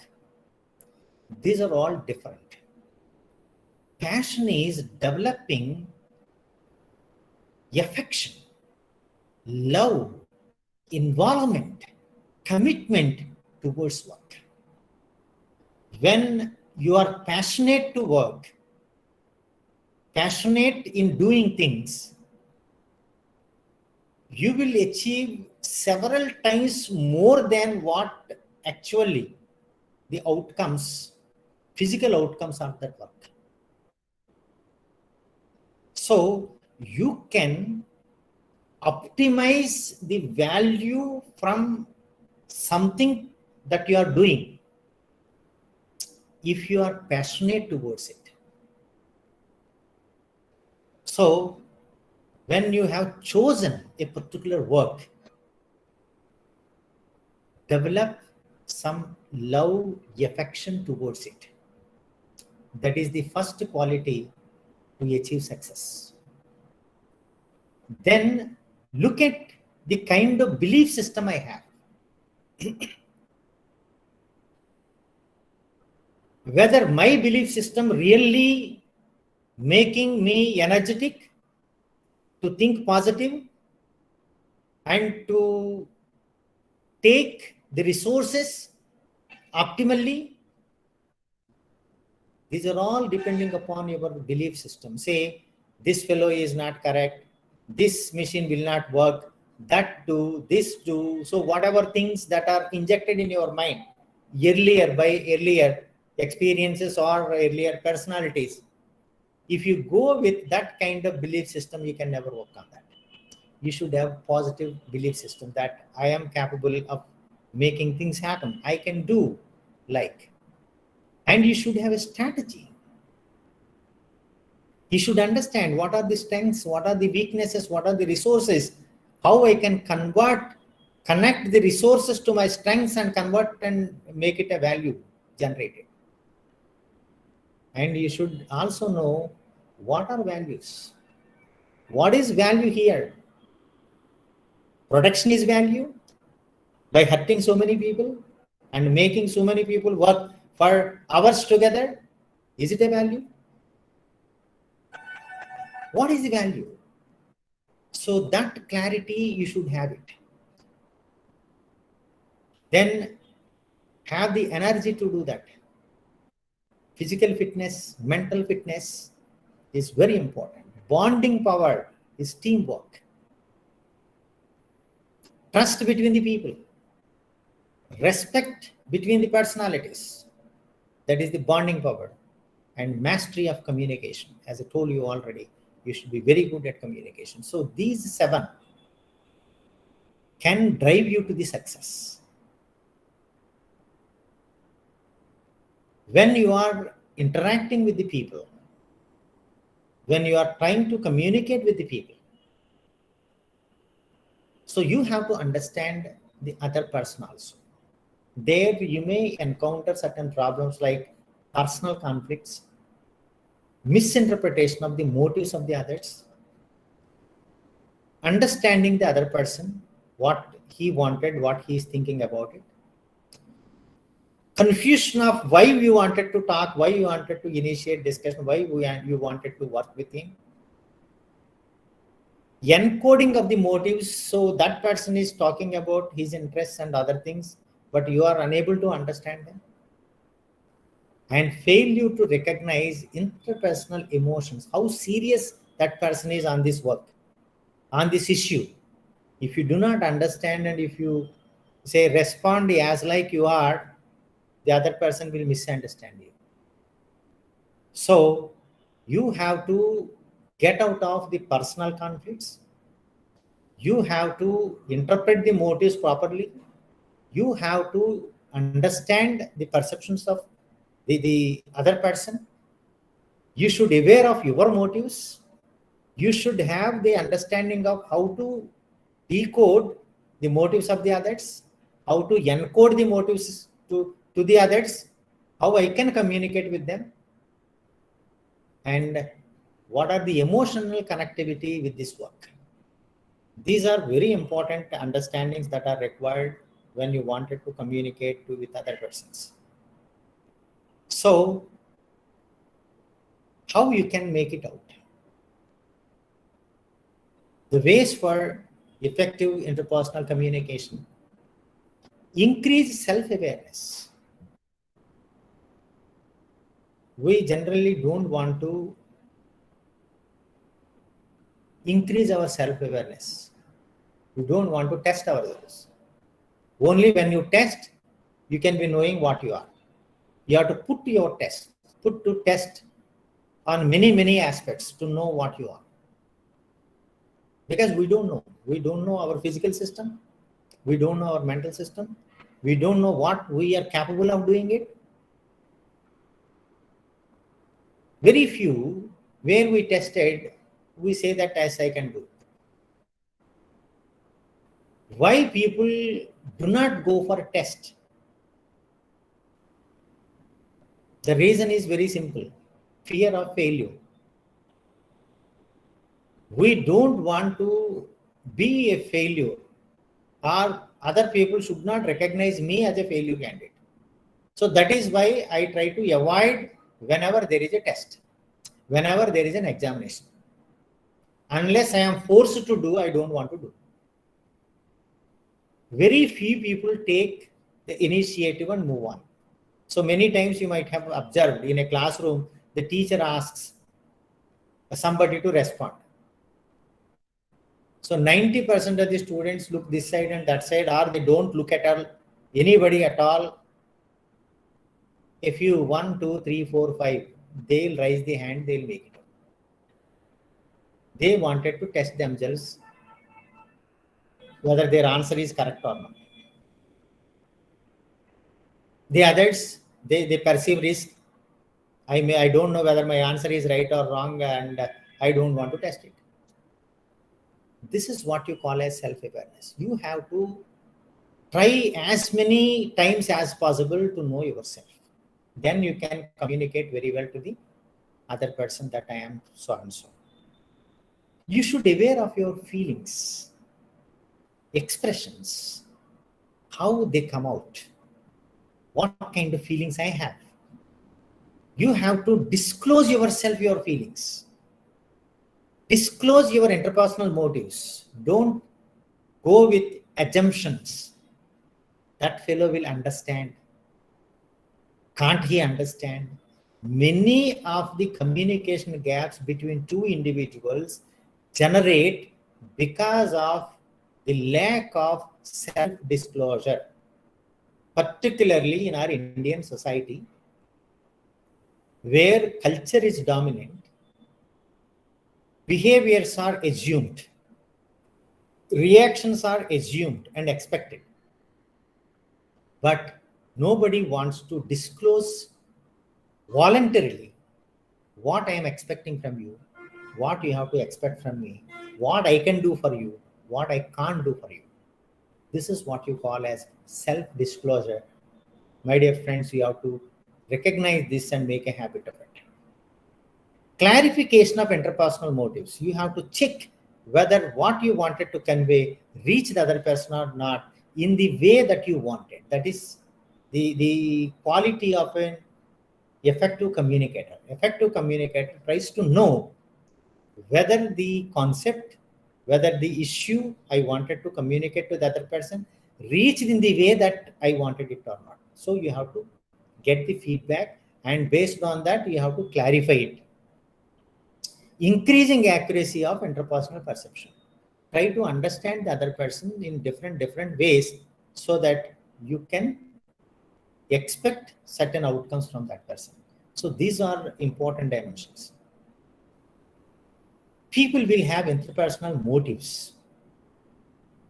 And these motives, generally we are not aware of, but still we do. Definitely, we try to protect our self-image in many concepts. There are 3 interpersonal needs which are identified, which influence the interpersonal behavior. The 3 are inclusion, control, and affection. Inclusion, control, and affection. So when we are interacting with others,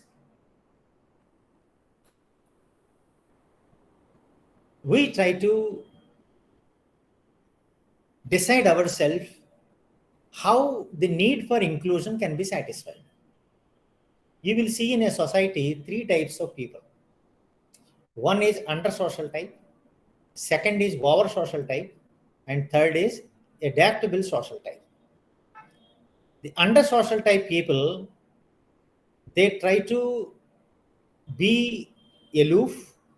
They don't want to mix with groups. They try to become self-dependent. They don't expect anybody to say come and support. Isolation is the preferred move when they are get into a group. The other type is over social type. They cannot stay isolated. When group is there, they'll get a lot of power and energy to meet everybody and interact everybody and say hello to everybody, discuss many things, so many things, amusing stories and all that. The third is adaptable social type. When it is required, they'll keep in isolation. When it is required to be good with the group, they will be in the group. You will see these kind of people. So why people are under social type? Why people are over social type? For both the cases, the answer is only one. Fear of failure. Fear of rejection. So under social type people, they believe that the response from the other people may not be so positive towards me. Before they reject me, I reject them. This is the kind of mindset they'll carry. The overside social type people also will be having same kind of fear in them. So that is why they don't want to allow other people to reject them. So they initiate the discussion, they say pick up amusing stories, issues, and go on discussing with them. So they don't tolerate rejection by anybody. So the other people, they don't try to give any chance to the other person to reject. These two are undesirable outcomes for satisfying the need for inclusion. So we have to develop an adaptable social type behavior. Need for control. Some people, they are comfortable when they are controlled by some people. And some other people, they are comfortable only when they control others. These two are not desirable things. So many times you see, when teacher is not there, people started creating a lot of noise in the classroom. And some good students, they wanted teacher to come so that all this nonsense will stop. Unless a teacher is there, you don't want to control yourself. So you want somebody to control, then only you are controllable. This is an attitude which we have to change. And some people derive a lot of pleasure when they control others, not being controlled by others. And you won't have chances all the time in controlling others. So real life situation is, sometimes you will have the control on others, sometimes you will be controlled by others, but in both the cases, you should have adaptable behavior. And need for affection. People look for affection. And here also some people deny affection. Some people want affection and please everybody. And some people comfortable and blow the ends. So we have to be a balanced personality. That is what I wanted to communicate to you in satisfying the need for interpersonal communication. If you want to achieve interpersonal leadership, you will have to think win-win. Win-win is you will win, the other person also win. Both the people get benefit out of the act and equally, balancedly. So neither of the party is grievous on other party because both are getting expected benefits out of it. This is the most desirable outcome of interpersonal relationship. So when you plan a work where yourself and other person also gets a win, then you can achieve a tag called a leader, interpersonal leader. Win, lose. So your win is the loss of the other. Generally in sports happens. Only one party wins, other team loses. And the loser will have a lot of pain, a lot of, say, insult, emotion, negative emotion and all that. You will have better things, but in interpersonal relationships, win-lose is not a desirable proposition. Lose-win another proposition. So you lose and you make others win. So you try to subordinate, you try to impress, you try to support the other person, but you are not making anything and other person takes everything. Pleasing the other person to achieve something. This is also not going to help you. Lose-lose is worst proposition. Lose-lose is I will lose and also make you lose. There is one episode people refer. A person applies a divorce application to the court, and court says that whatever realized from your assets, it has to be shared 50-50. So he sold a 20 lakh worth of a car to 500 rupees, and 250 is given to the wife. And on inquiry, it is found that all his assets are sold at a far lower price to somebody to see that the wife will not get enough money. In the process, this fellow also did not get any money. This is a lose-lose, which is totally not recommended interpersonal behavior. So we have to always look for win-win proposition. This is another understanding that you need to have it. And we have only 24 hours of time in a day. And the time available in your life is limited. And time is the only scarce resource for a human being. So we should know how to manage this time effectively. We have to ensure right amount of time is allocated to the right activity. What you accomplish during a 24-hour period depends on your own motivation, your energy, your skills and abilities, and the resources available to you. Since there are always demands on your time, it may be helpful to think about what you will do with your time and to consider some strategies for more effective time management. Time management is not a way to make you work harder and longer, but a means to help you work smarter to accomplish your work more easily and rapidly. So understand the time and develop a mechanism and a methodology how to make use of time to achieve higher outcomes. So you have to allocate your limited time on certain very important needs that you have. One is you have to allocate sufficient time to your personal needs. Personal needs are your education is your personal need, your fitness is your personal need, your health is your personal need, your enrichment is personal need, your growth demands is your personal needs. So what is your personality? What are your needs? You list out. Of course, your person, you as a person is more important than anything else. That we have to remember. So many people fail to allocate adequate time to the personal needs.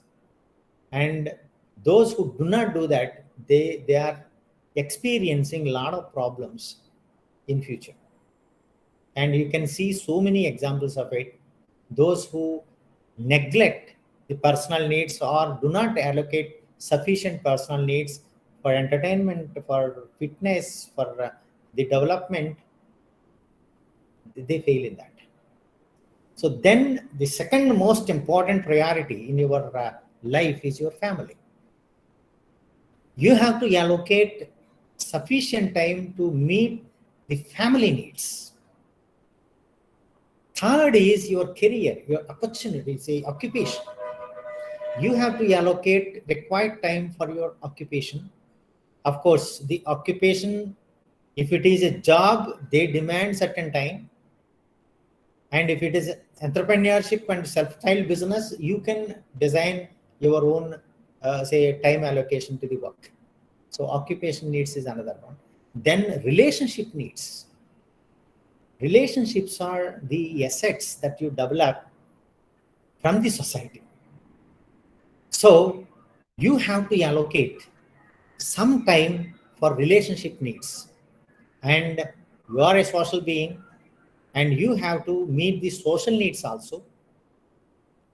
You have to allocate some time to the social needs. It need not be in a day, you need to allocate time for all the 5.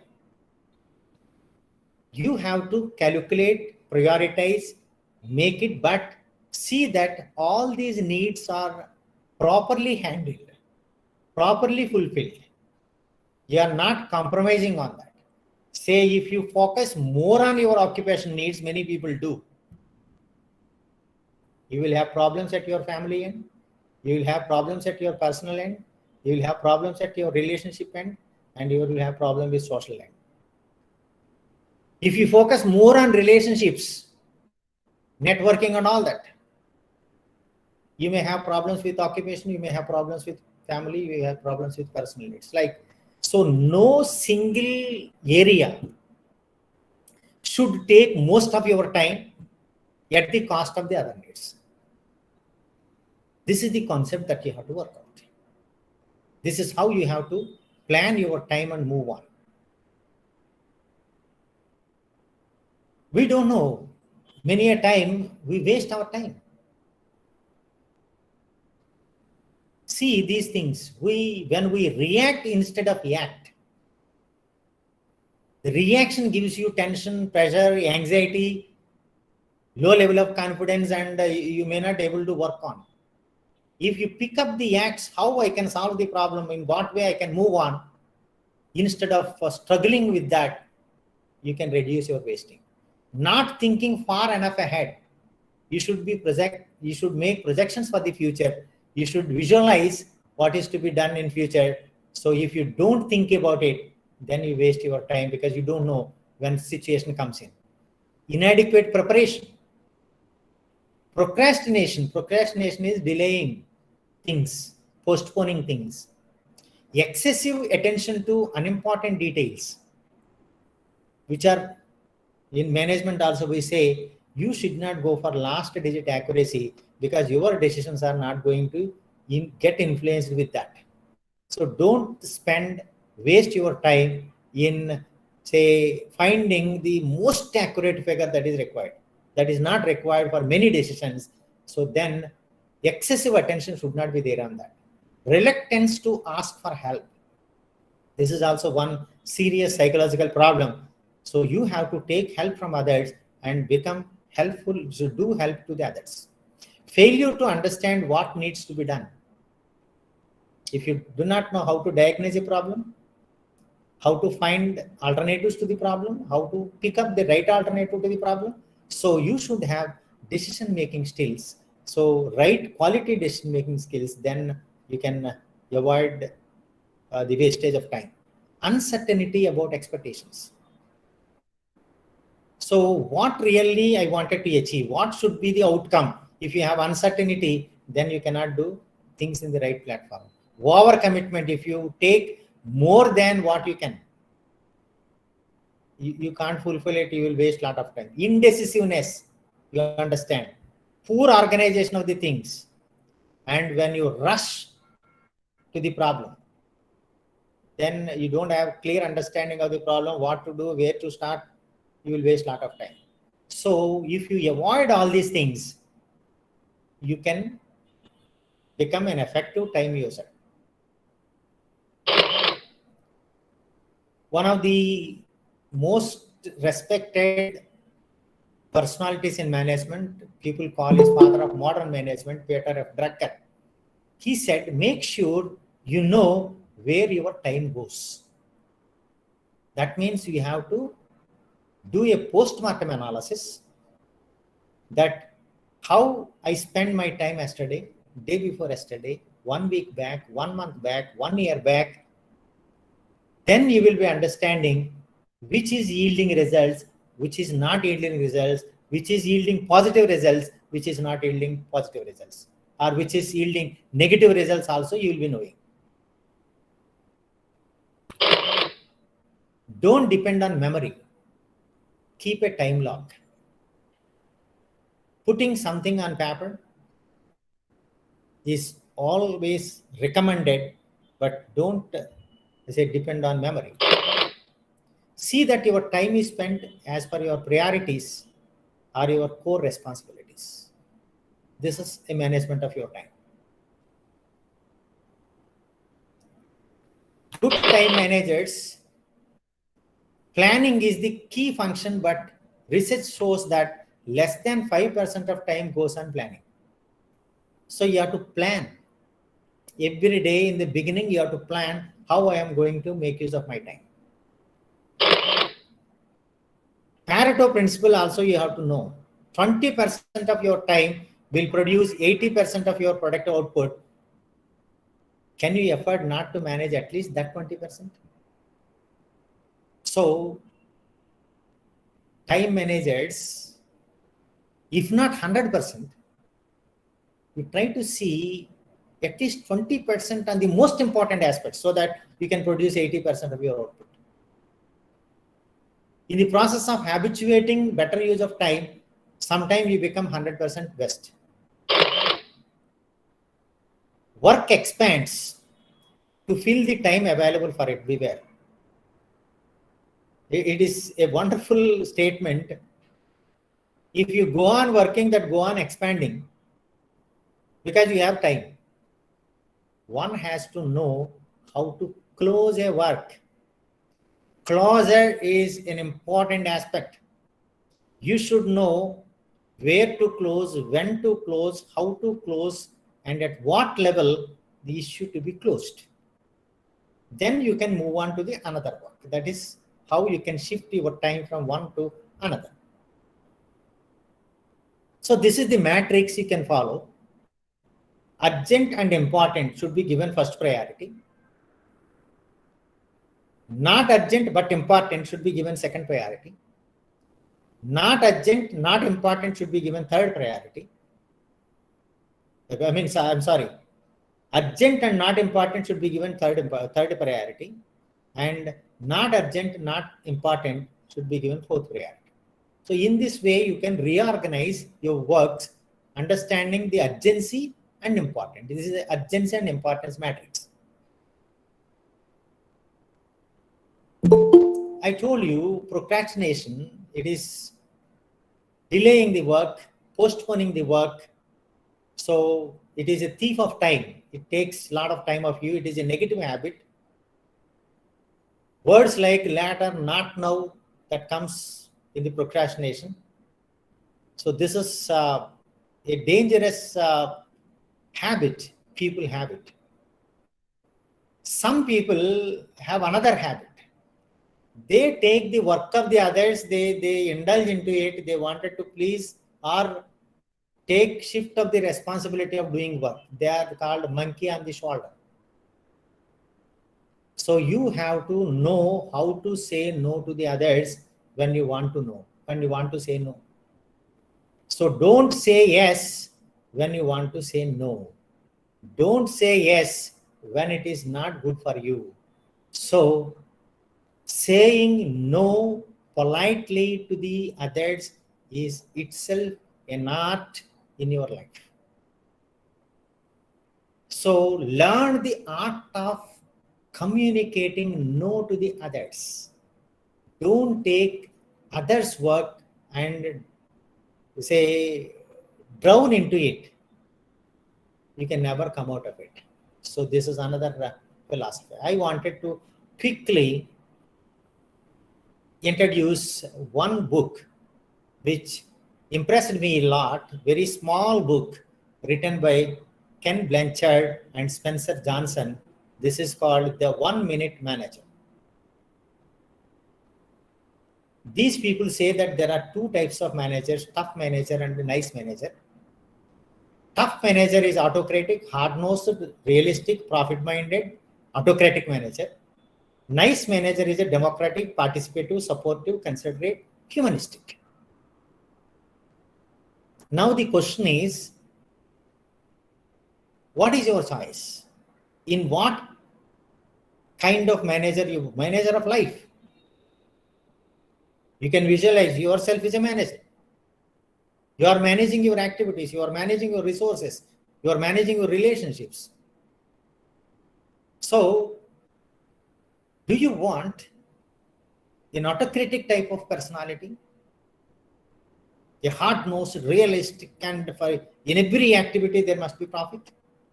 Or you want it to be so democratic, participative, supportive, considerate, humanistic? Choice.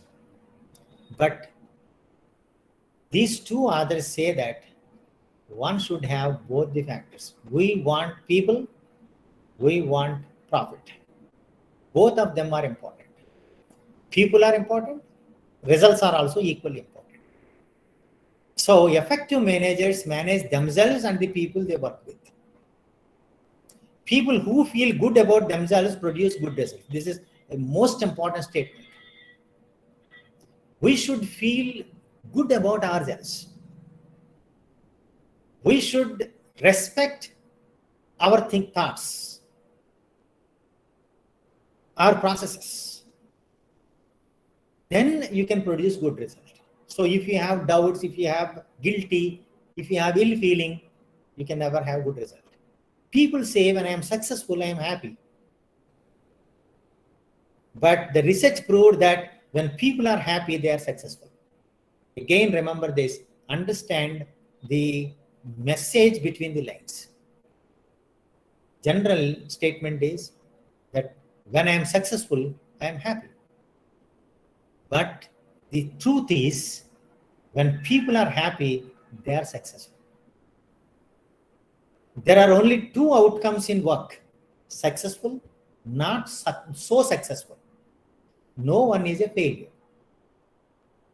Any value that you add, that is a value addition.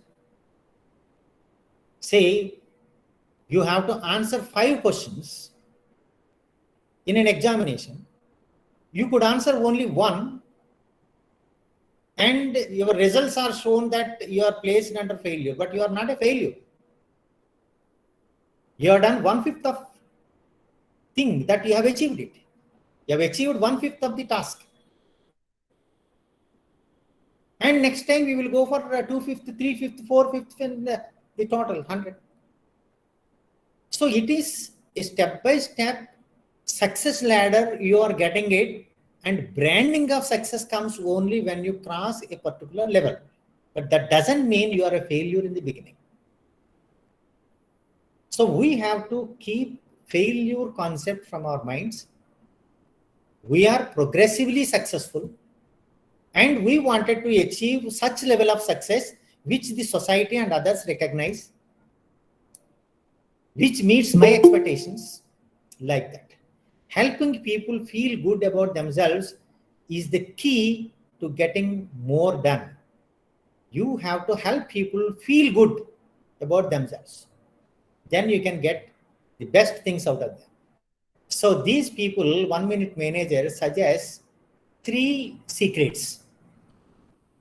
The first secret is you have to formulate 1 minute goal setting. 1 Minute Manager sets a goal for 1 minute. It doesn't mean that say setting a goal takes 1 minute, but to understand, to repeat, rehearse a goal, it takes only 1 minute. So you select the 20% of the best goals that you have out of the 100, because the 20% produces 80% of the output, and draft clearly what is to be done, what should be the outcome. That is the script that is required, and whatever script that you have written towards the goal, you should agree on that 100%. You may write 250 words, not more than that.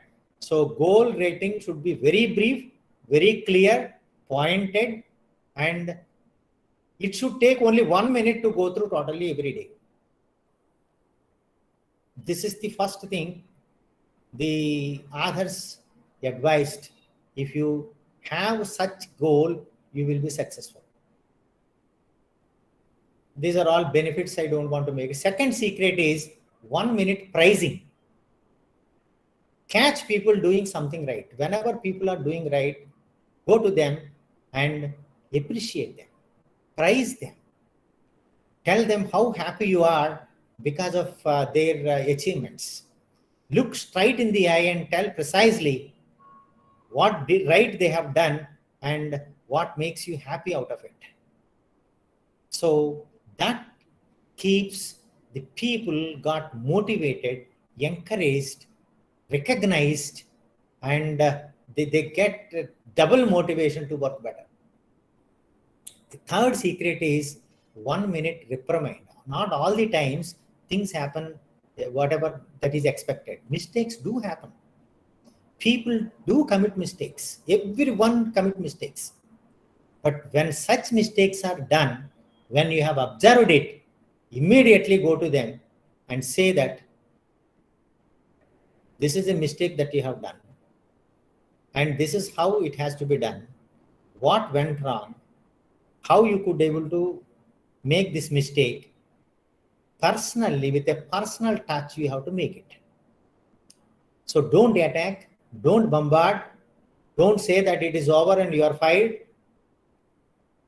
But you have to go, explain, understand, explain that this is how the problem went on, and you have to check.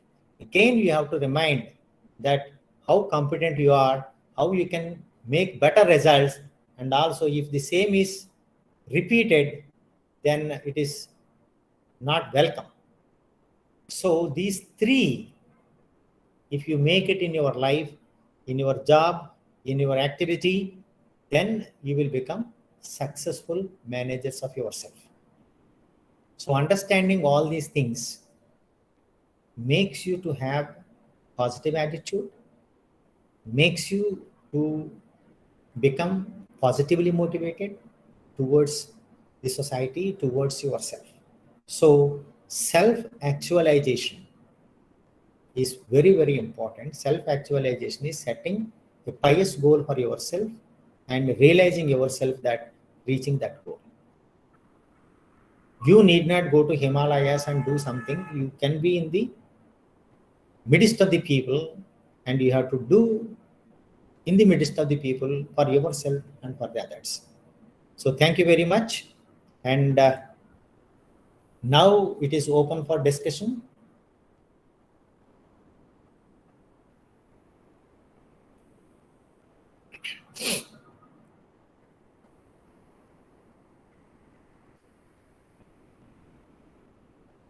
I want the students to respond.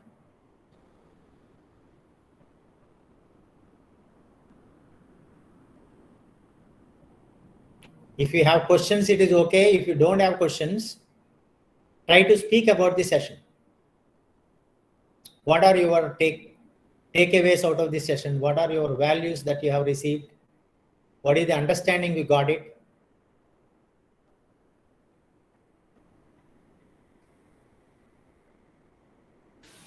Good morning, sir. Yeah, good morning, Akila. Akila, isn't it? Yeah. Yes, sir, Akila, sir. I'm tech student, sir, electrical department. Very good. Sir, thank you for all the insights you have provided, sir. Especially time management thing was really helpful to me today. And I would like to ask you, would you recommend us any books regarding self-help journal, which is helpful to us? Yeah. See, there are many books available in the market, which provides you a lot of insights, great insights. Like say for example, the interpersonal communication, there is one philosophy called transaction analysis. So there is a book available, a very small book available, I Am Okay, You Are Okay, written by Thomas A. Harris. So if you go through the book and if you look at the concept, the way in which you have to look at yourself, you have to look others, and how you can conversate with others, how you can move from one position to another position, and how you can make others move from one position to another position, and where and when you can rightly convey the message, all these things will be known to you. So if you practice it, you can become a better interpersonal communicator. See, straight away, if you throw the facts on the other person, the reaction may not be good because the other person is not prepared to take those facts in that way. So you have to prepare that other person to throw facts, and for that you have to do a lot of games and dramas. That book tells you that. Then say for example, the You Can Win by Shiv Khera, very popular book. Say you go through so many examples with say like we have short stories. Say storytelling is one of the wonderful art of teaching. So there you will find a lot of stories connected to emotion, connected to logic, and you can have it. So the You Can Win is taken from the two books I mentioned. One is the 7 Habits of the Highly Effective People, and the other one is Unlimited Power from Anthony Robbins. So from these two books, we got many books written by a number of people, translated and meant so many things. So what you wanted to understand, which faculty you wanted to develop in yourself. Time management, you have number of books. What faculty you wanted to develop. So that part you have to recognize. And for that, search for the best books available. You have now credit ratings also in the net, and pick up one book and go through and try to see for example, a book is having 400 pages. You need not study from first word to last word. You can capture the best out of it. You got it? Yes, sir. Yeah. Thank you, sir. I have another question. You have mentioned about the relationships as well, no, sir? Like we have to categorize devote some time for relationships as well. Then one thing came to my mind is like we discuss and we put on some debates kind of things with our friends or with relatives, with our colleagues. And if we differentiate in opinions, those relationships do get affected, sir. Then it affects our mental health and happiness as well. So how do we overcome this? Like how do we talk to them or say our opinions without hurting them? Yeah. Very important, very important issue you have raised. It is a general problem. Generally, people face it. See, when you are discussing an issue, not the person. So relationships with person should not be connected with the issue that you are deliberating. You got the point? So how you take this out of that? When you take out of that, then your relationship will not be hurt. It goes on. People should differ in opinions. People should try to go for it. So the transactional analysis I told you just now, I am okay, you are okay book.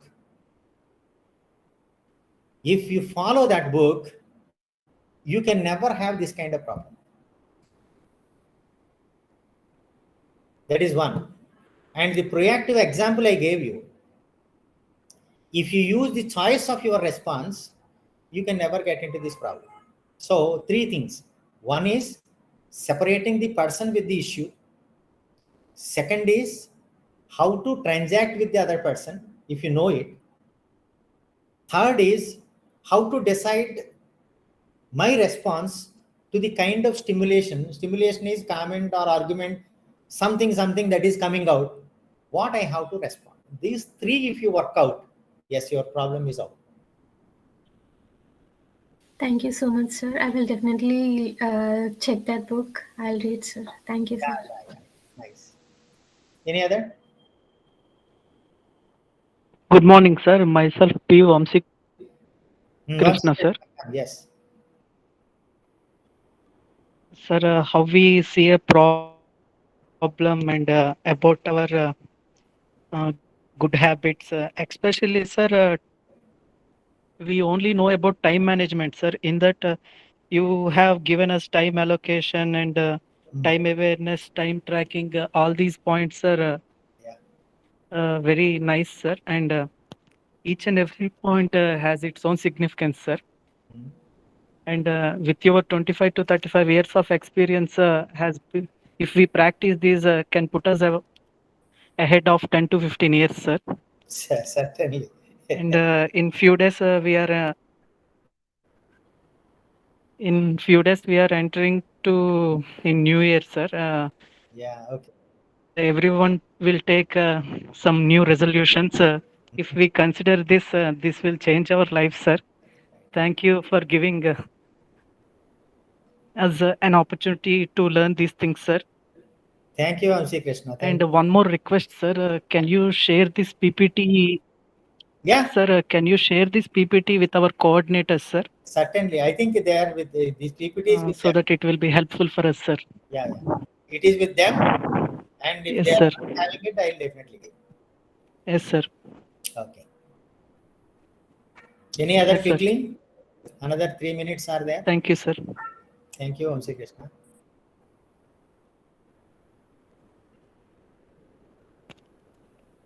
We are thankful to you, sir. Thank you, Vamsi Krishna. I am inviting any other person to speak.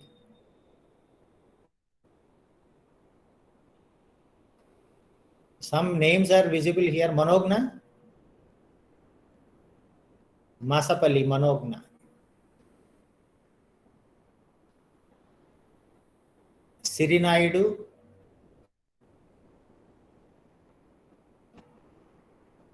anyone? Okay, we close here. Thank you very much for your patient listening all the time. And I thank the organizers, particularly Ramasoda and her team, for making me a part of this. And I really enjoy working with all of you and spending this time with all of you. Thank you very much.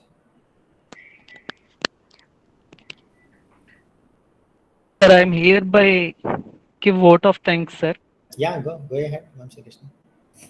Thank you, Professor K. Ramohan Rao Garu, Vice Chairman, APCHI AP, for sharing this knowledge with us. Thank you, sir. Nice. All the best to all of you. So I leave now.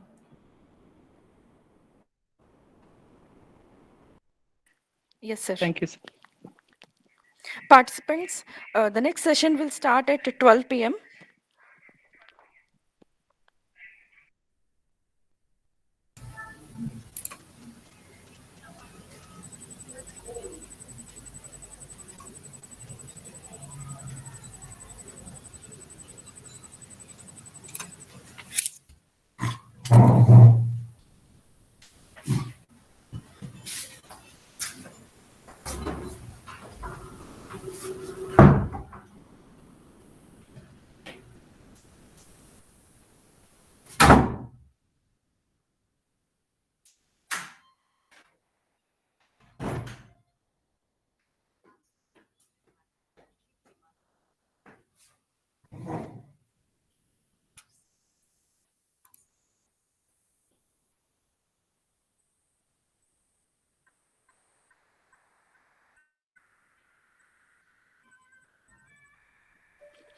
Welcome, Professor Ravikumar Garu.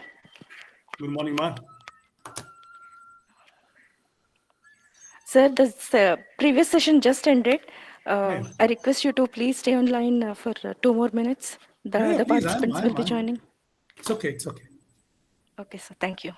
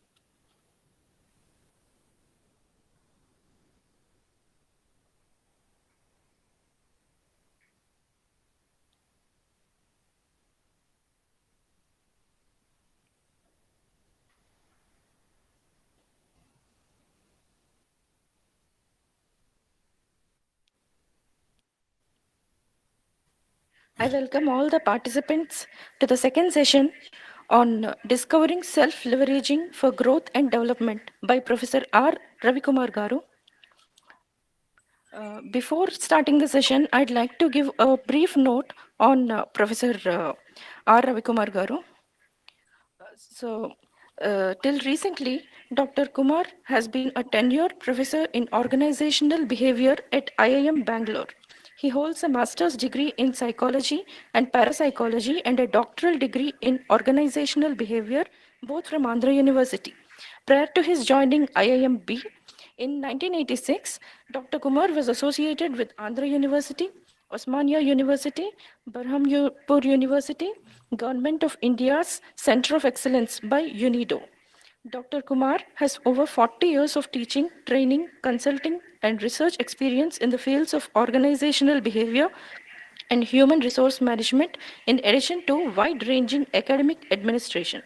He has been recipient of fellowships from European Foundation for Management Development, Association of Management Development in South Asia.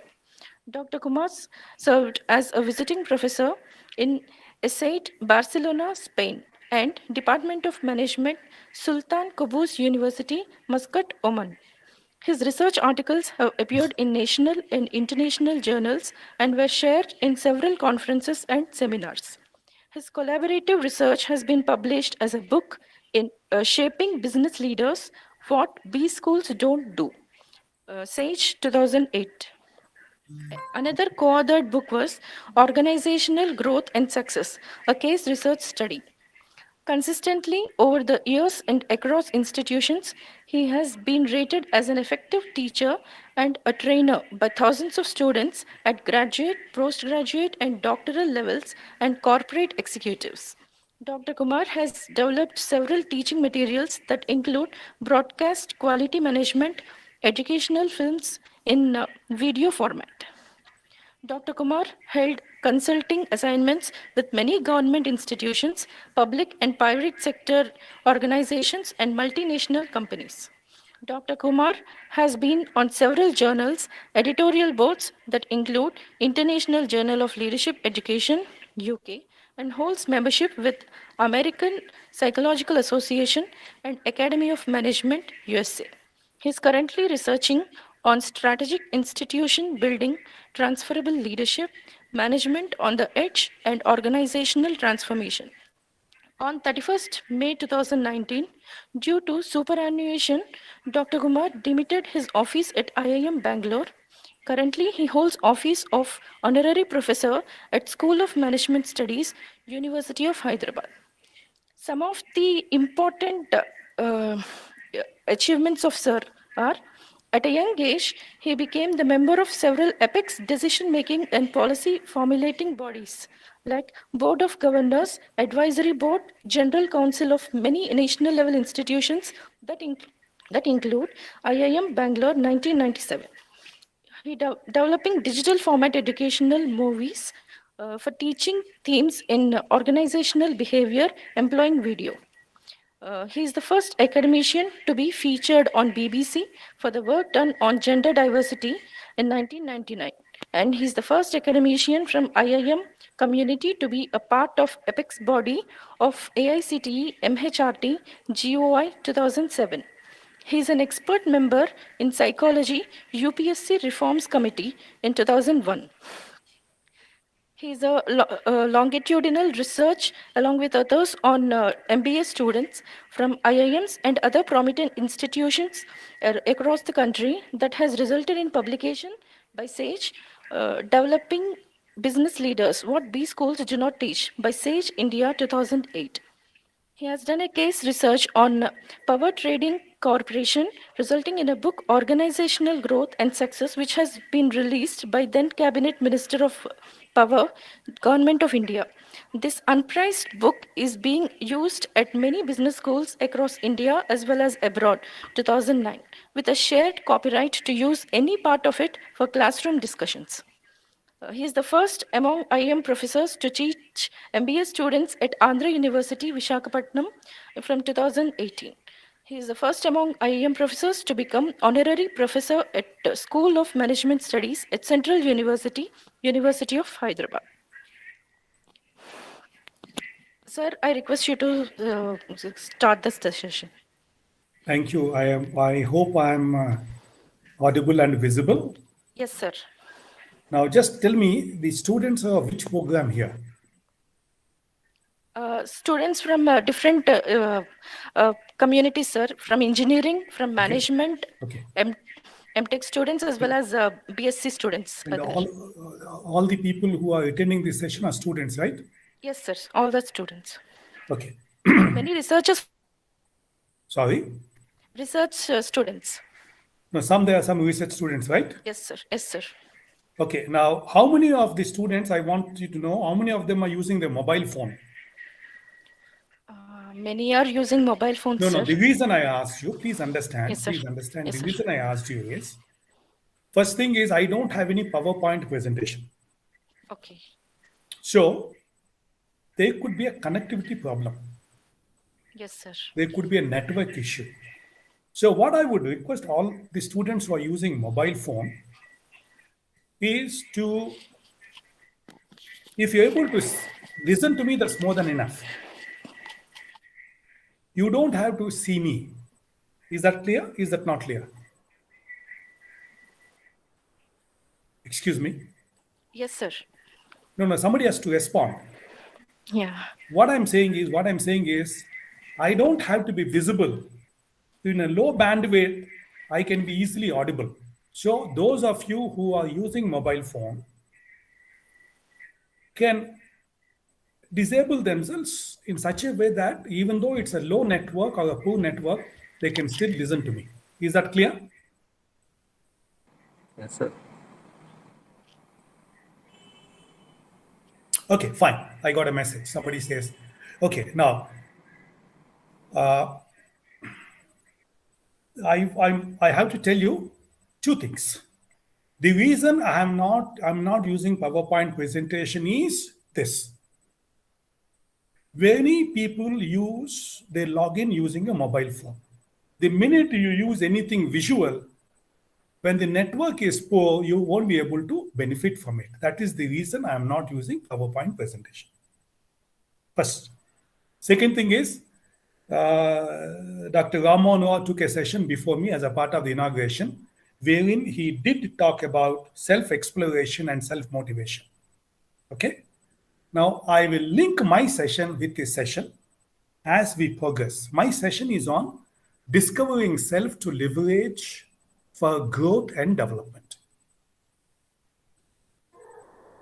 First, let me congratulate Andhra University for organizing this.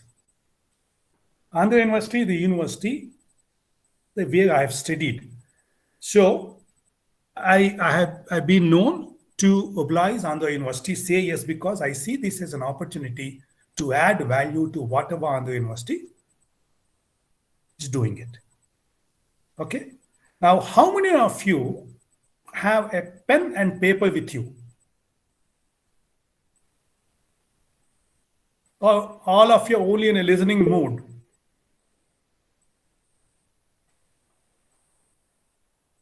Now, I request, if you don't have a pen and paper, how many of you can text something which I say?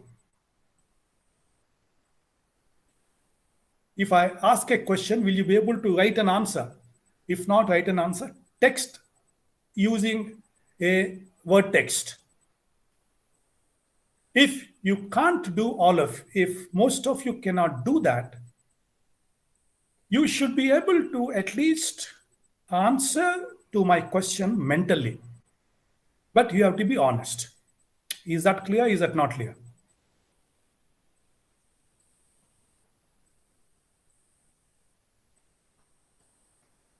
Okay, I will do this little later, or maybe I can do it right away. Once I say start counting down numbers from 100 in English as fast as you can.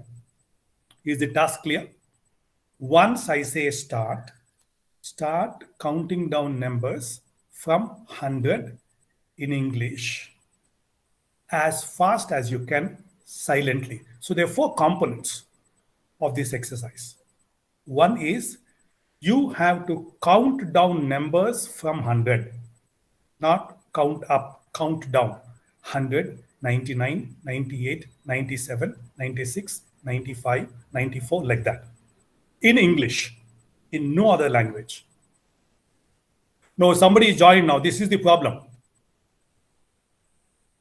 Now, I'll try to do this exercise a little later because people seem to be still walking in and walking out, which is not acceptable to me because they'll miss out. So I'll do this exercise later. Coming back to what I started, what is this session about?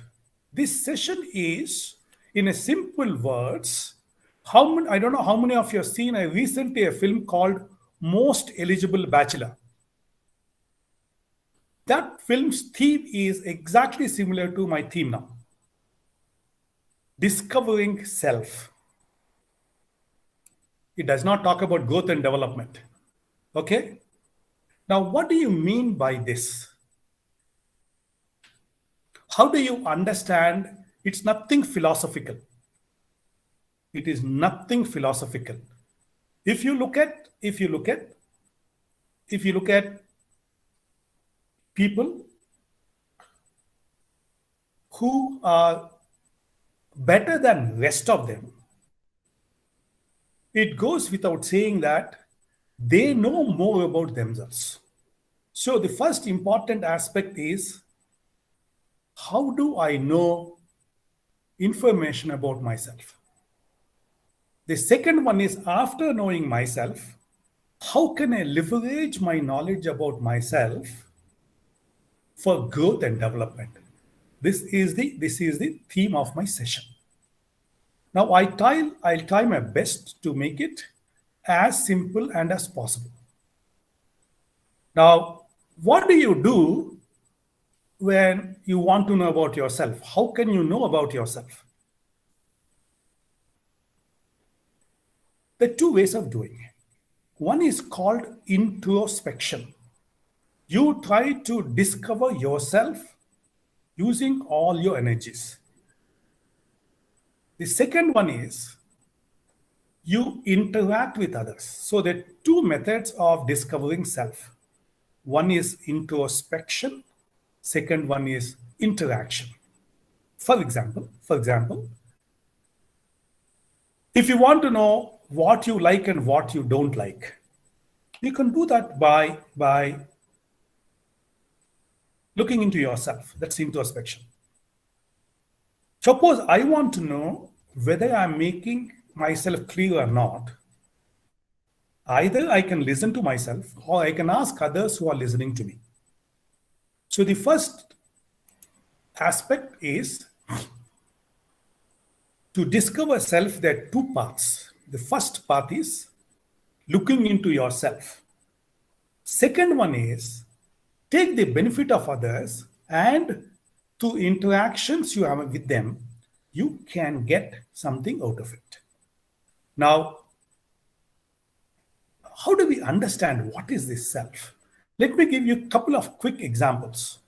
Most of you must have heard about the story of Rama. You know, there is something called Ramayana. I'm not going to give you details about Ramayana, but I want to ask you one thing. Can anybody tell me why it is called Ramayana? Can anybody respond? Why it is called Ramayana? What does that mean? This is not a discourse on philosophy or Hinduism. Please get it very clearly. Ayan means path taken. The path taken by Rama.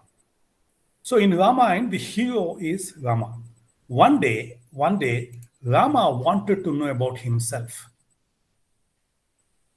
So what he does is, he goes in search of his guru called Vasishtha. And it's middle of the night. So he has to travel to a long distance. He goes to the kutira, or the hut where Vasishtha is staying. And he, in the journey, he travels quite a bit of distance. He reaches the middle of the forest. It is middle of the night. It is raining.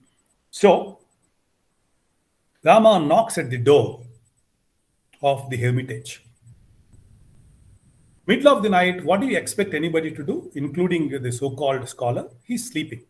So when somebody wakes us up, your sleep is disturbed, your question would be, who is that? So Vasishtha asked him a question, who are you? So Rama said, it's me. Vasishtha went back to sleep. And Rama was getting drenched in the rain. Again he knocked. So Vasishtha asked him again, who is that? So Rama said, it is me. Then Vasishtha asked him, what do you mean by me? So Rama said, to know that I came to you. And the discussion they've had is called as Yoga Vasishtha. Those of you interested can know about the way Rama discovered himself. The second story, again from Ramayana, I would like to tell you. Please remember, Professor Ramana mentioned about storytelling as one of the methodologies of learning and teaching. So I'm purposely using that. You must have heard about Viswamitra, right? If not, please read. Viswamitra teaches lots of things to Rama and Lakshmana. And I don't know how many of you heard about the Suprabhata, which is sung in most of the temples. That is, the first sloka is what is written by Viswamitra when he wakes up Rama. And the gist of the dialogue between Rama and Viswamitra was as simple as this.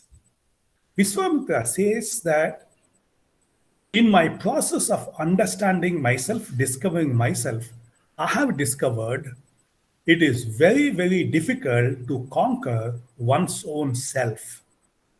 So, discovering self is one, winning over one is the other.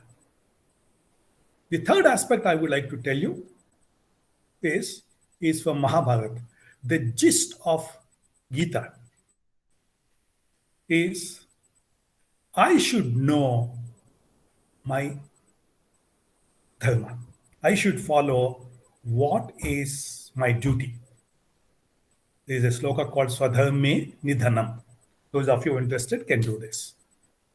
Now, I don't know how many of you remembered a saint called Adi Sankaracharya. He introduced a very interesting word called Aham Brahmasyami, which means if I can know about myself fully, I am known about the universe. Discovering oneself completely is almost impossible. Since that is impossible, knowing everything about the universe is also impossible. So life is nothing but a continuous journey. The next person I would like to refer to so that you can do some reading is Ramana Maharshi, who gave us different methods of introspection. Okay. Another person very popular in our country, his name is Mohandas Karamchand Gandhi, affectionately called as Bapu. Right? Bapu has written a lovely book called Experiments with Truth, wherein he talks about his journey in discovering himself. He's the person who talked about two important aspects: expression of truth called Satya Agraha and the power of non-violence. Now, two very popular psychologists called Maslow used an expression called self-actualization. And incidentally, he quoted Gandhi extensively. And there's another person called Carl Rogers. So, what am I trying to convey to you is, if you want to discover yourself, you have many paths, either from the epics or from the Smritis or many ways. Now, there are 5 ways of discovering self. One is called Suti Pramana.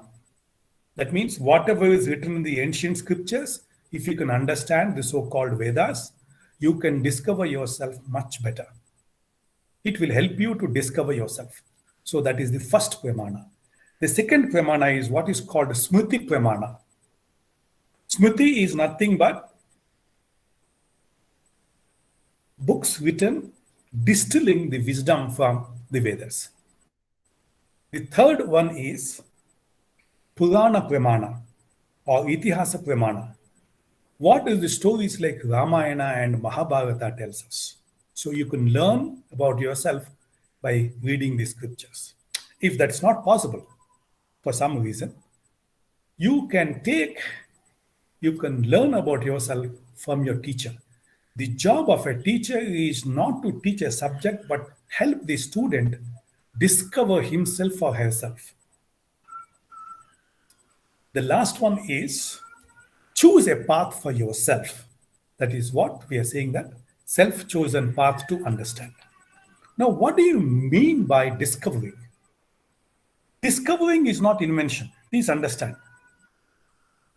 Invention is creation. Discovering means it is there, but it is not known. For example, most of you heard about a country called United States of America. That continent existed, but somebody went and discovered, right? So discovering means it exists, but I'm not aware. Self exists, I exist, but I don't know who I am. Or others do not know me. So discovering means It is there, and I am unearthing. It's like a box. You have a box, and you don't know what is in the box, but something is there in the box. So you open the box. Now, what do you mean by discovering self? Now, please understand the existence of self starts by our birth. And the self ceases to exist when you die. So the the period between the birth and death are called self. It exists between birth and death. There are three more aspects of self. I call this as a 3F model: facts, feelings, and fuzzy. Now, what do you mean by this? There are certain facts about me,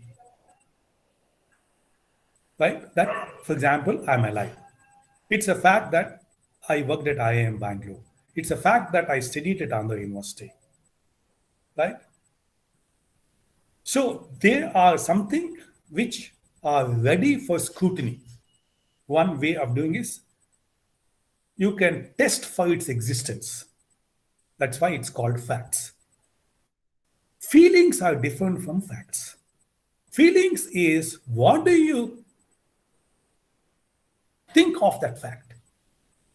Do you suppose when I told that I'm an alumnus of Andhra University, the impact of that on you is your feeling.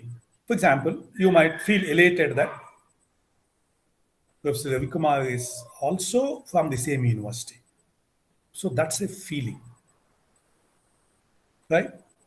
Somebody who is not from Andhra University, suppose I talk somewhere where there are people from other university, including Andhra University, people from Andhra University might feel good. People who are not from Andhra University might not have the same reaction to my fact that I studied in Andhra University. The third one is fuzzy. What do you mean by fuzzy? Fuzzy is something, a very common word that is used nowadays in computer science. You don't know whether A leads to B. A leads to B sometimes, A does not lead to B. That means it happens, it doesn't happen. You don't know why it happens, you don't know why it doesn't happen. It's like this. It's like this. It is a feeling, but you are not sure of it. There are two aspects of it: uncertainty and ambiguity. I'll come back to these two words again. For example, tomorrow is uncertain. Tomorrow is uncertain. What will happen tomorrow is ambiguous. So uncertainty and ambiguity are two parameters of fuzzy. I'll give you a simple example. You go to buy a mobile phone. You have some facts about the name of the company, the product specifications, or all the facts. When you look at the phone, when you touch the phone, when you use that phone, the internal reactions you have are your feelings. Now, what is fuzzy there? What is fuzzy is you don't know how long this phone will work. Right? So I hope you got this. Now, let me take you to the next step. We talked about birth and death.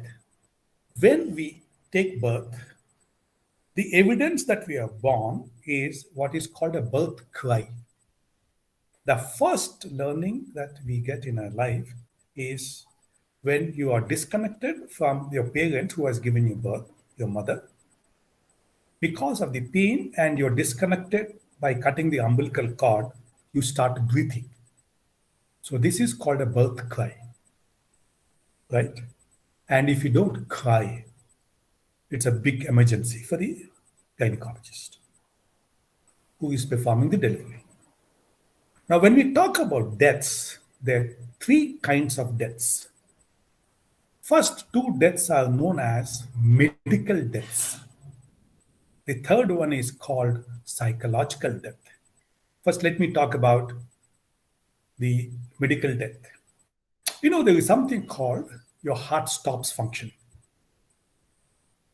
So you're called as you are dead. But that is called a cardiac death. My heart stops, hence the heart cannot pump the blood. But you must have seen many films. There'll be an accident or something. So many films have used this. A person gets a heart attack, person meets with an accident, he'll be taken to hospital, he'll be operated, and the doctors come out and say, he was brought in right time. Roughly it is 3 minutes. So even though the heart stops, he can be revived. And that is called neurological revival. So, but if the time is over, after 3 minutes, he is called neurologically dead, brain dead. Why am I telling all these things is, you may be alive because your heart is functioning. Even the heart doesn't function. If the brain functions, you can still be called alive. You're not dead. But there is something called a psychological death or behavioral death. It happens when I can't think, I can't feel, and I can't act. Put it in a different way, it means you can't learn. One evidence that we are alive is what we call it as learnability. Incidentally, it is the learnability that is measured whenever you go for a job interview. The whole purpose of an interview is to measure your learnability. Learnability is the ability to learn. Whenever I'm introduced, people say he's a learned professor. I tell them, no, I'm not a learned professor. I'm a learning teacher. If learning stops, when the learnability is zero, you are dead. So self means understanding how can I learn either about a subject or how can I learn about the universe, how can I learn about myself. So 3 things. I can learn about myself, I can learn about people around me, I can learn about time management, I can learn about transaction analysis, I can learn about nuclear physics, I can learn about the ongoing pandemic, I can learn about something which I can't see. Okay? Now, this is the second aspect. Now, what do you mean by growth? Growth means aging without any purpose. So you could see a difference in your dimensions, length and breadth, but it does not serve any purpose. We always say that the difference between an animal and a human being is this. Animals just grow. Human beings grow and they learn. So there is a difference. So growing means I age. That means compared to yesterday, I'm older today. Is there a difference between what I know yesterday and what I know today about anything? If there is no difference, I've grown, but I've not developed. If there is a difference between my knowledge level, my skill level, compared to yesterday, that means I have moved. So what we mean by growth is I can perhaps know, but others cannot see. This is another interesting aspect of it. I feel that I've learned, but my learning is not visible to others. What do you mean by development? Development means my growth is purposive. Please watch my words. I've grown, but it is serving a purpose. For example, since all of you are students, you join a course, you pay the fee, you write the exam, and you fail. Did it serve the purpose of joining a course? What is the purpose of joining a course? To pass the exams, to get a certificate. and achieve something out of it. For example, for most of the students, the purpose of any education is employment. So that is the purpose for joining a course. So that is what we call it as purposive growth. Now this growth, purposive growth, need not have only one purpose, it can have multiple purposes. For example, as a student, when you join a college, apart from getting a bachelor's degree or master's degree or a PhD, the other purposes, what we call it as enjoying the student life. You learn a lot outside the classroom. You learn a lot by interacting with students who do not belong to your discipline. That's why, if you live in a hostel, for example, if you are not a day scholar, but you are a hostler, you're staying in the university hostel, that itself gives you lots of learning. So it gives you opportunities for development.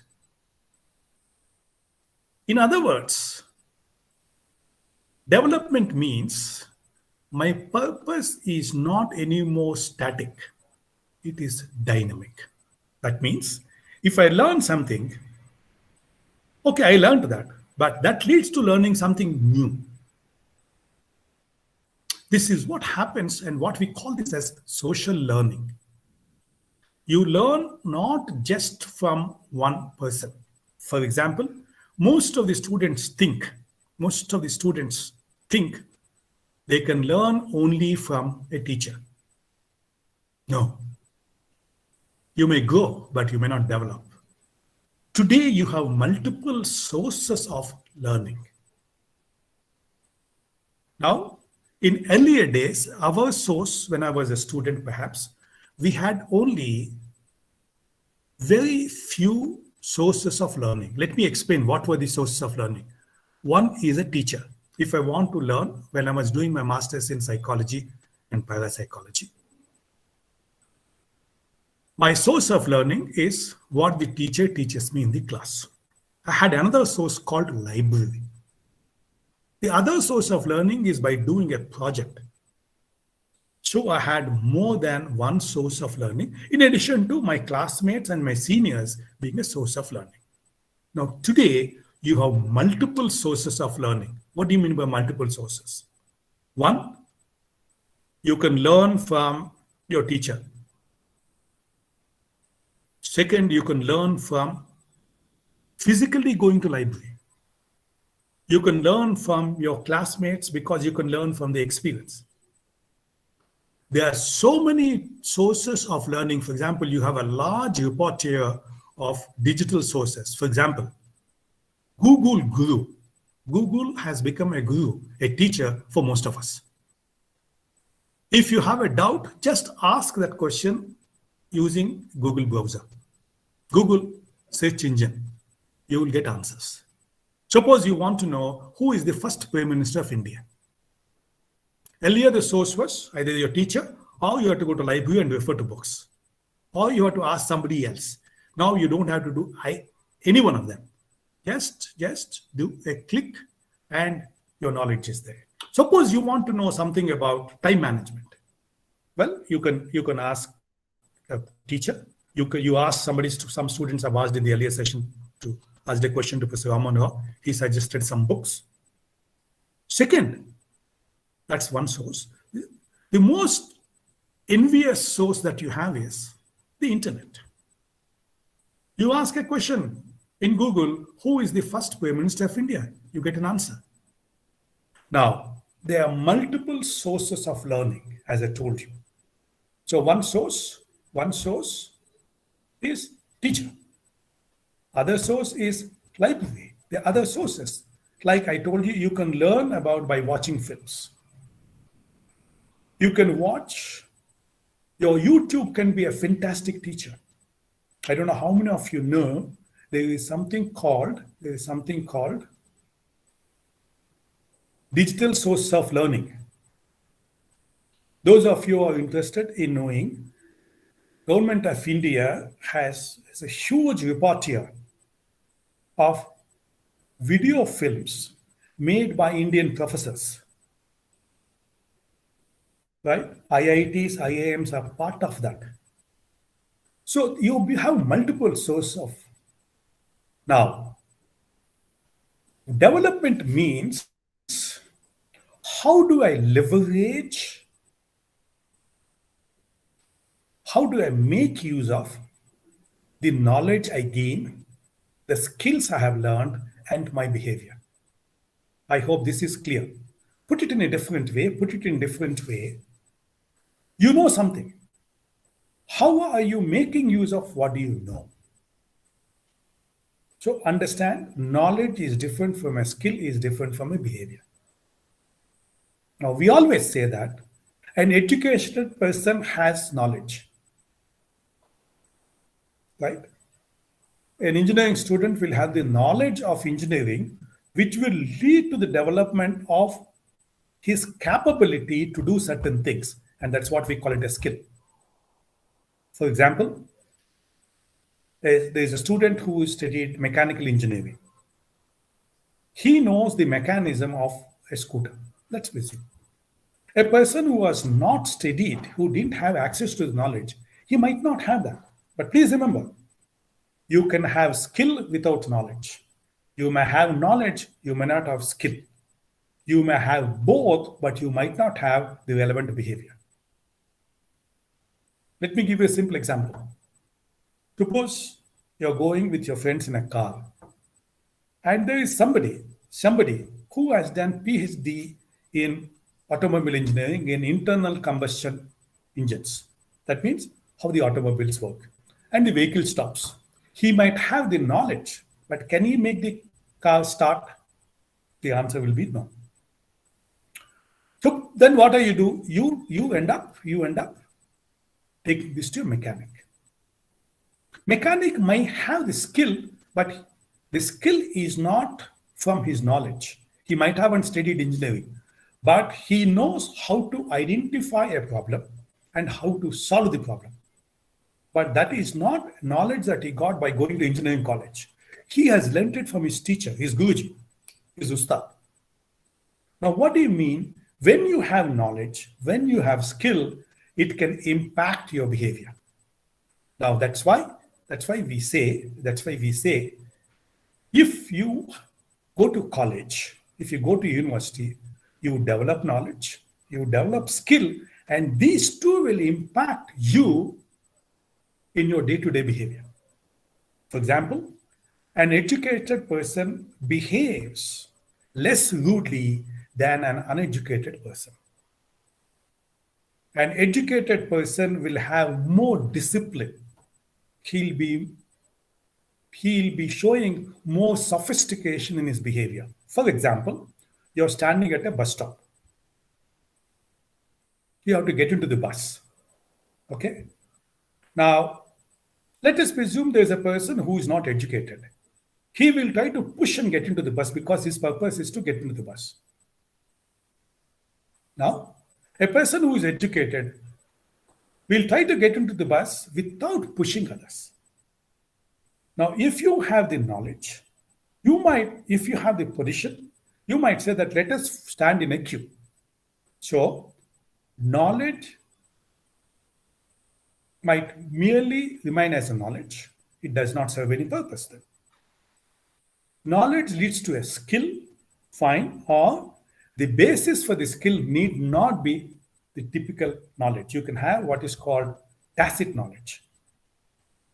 These two together should impact your behavior. Now, I used two words very quickly. How do I discover myself? One of the best ways to understand or discovering yourself is there are three important aspects. And how do we connect these three? Desire, ability, and opportunity. Simple three words: desire, ability, and opportunity.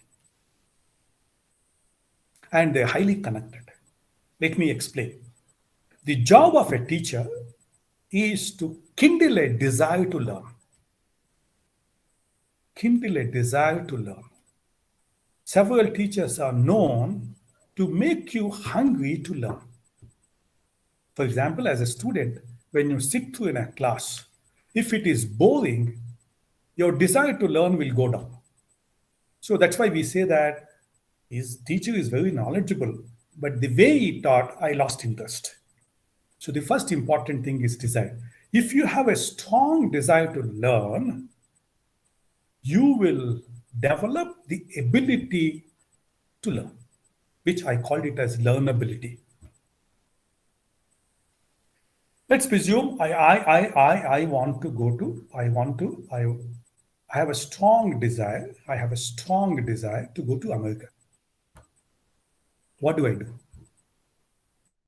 I try to find out how people went to America. Then I realize that there is something called a GRE exam or a GMAT as a student. Then I will get more information about those exams. I'll try to write the exam. To write the exam and get a good percentile, I have to learn an ability. Once these two are there, the third important thing is an opportunity. So three important things are there. If you have a strong desire, that is more than enough for you to develop the requisite ability, and you scan in your environment and make use of the available opportunity. There's other way of understanding. We give you an opportunity to leverage. This leveraged opportunity will develop the requisite ability. Once you have your ability, your desire levels will go up. I hope I'm clear. Let me give you a simple example. We normally use the word called he's passionate. He's passionate about something. Now, what do you mean by passionate? He has a strong desire. If I have a desire to perform in an organization, I think I will deliver. I'll give you a simple example. What is the difference between a typical government organization's employee and a non-government organization's employee, public and private? Since all of your students, I'll give you a simple example. Look at the behavior of a bus driver who is driving an RTC bus. Look at the behavior of a bus driver who is running a private bus. I'm not saying private is good or RTC is bad. I'm just giving you a simple example. In terms of behavior, these two people are different. Why? Because they're different levels of desire. To put it in a much simpler way, I'll tell you. In a typical government organization, people take retirement on the date of appointment. They join and they achieved in life. They have a very low desire to perform. When you have a low desire to perform, no boss can make you perform. So what is the learning you have here? The job of a boss is to kindle a desire, provide an opportunity so that the individual can develop an ability. Usually you must have heard about a very interesting thing on motivation. We can take a donkey to the we can take a horse to a pond, but we can't make the horse drink the water. Please understand one thing. First thing is, if you are smart enough, you don't waste your energy in taking the horse to the water pond. Your job is to deprive the horse of the water. So the horse will have a desire to drink water. Once it has a desire, it shows its ability of moving. Then it senses where the water is available and it will go and exploit the opportunity. I hope I'm clear. Put it in a different way. Please remember, when you grow, you have to pay a price. For example, you must have interacted with the elders They try to convey that old age and maturity go together. But the fact of the matter is, old age does not necessarily mean mature behaviors. In the pandemic, I don't know how many of you noticed, it is most of the times it is the elders who try to violate the protocols of COVID than the youngsters. So we always say that for learning, there is no age. That means young age is no guarantee of innovation. So, but I'll explain something else. Old age does not mean maturity. I'll pass over here. Any question? Any question? Any one of you? At this stage, any question, please? Yes, sir. Hello. Yeah, go ahead. No, question on what I've covered. Tell me. So just now what you spoke, sir. Old age people would gain a lot of experience and things, sir. No, I am not denouncing old age people, including me. I'm saying old age does not mean maturity. Okay. Fine. Young age does not mean innovation. Okay, agree with you, sir. That's all I'm saying. And younger person can show mature behaviors. And an old person can be much more knowledgeable, much more skillful, and can be much more successful than a youngster. What I'm trying to convey to you is age has nothing to do with success. In the previous session, Professor Ramanova touched upon two aspects which I'm going to touch upon again.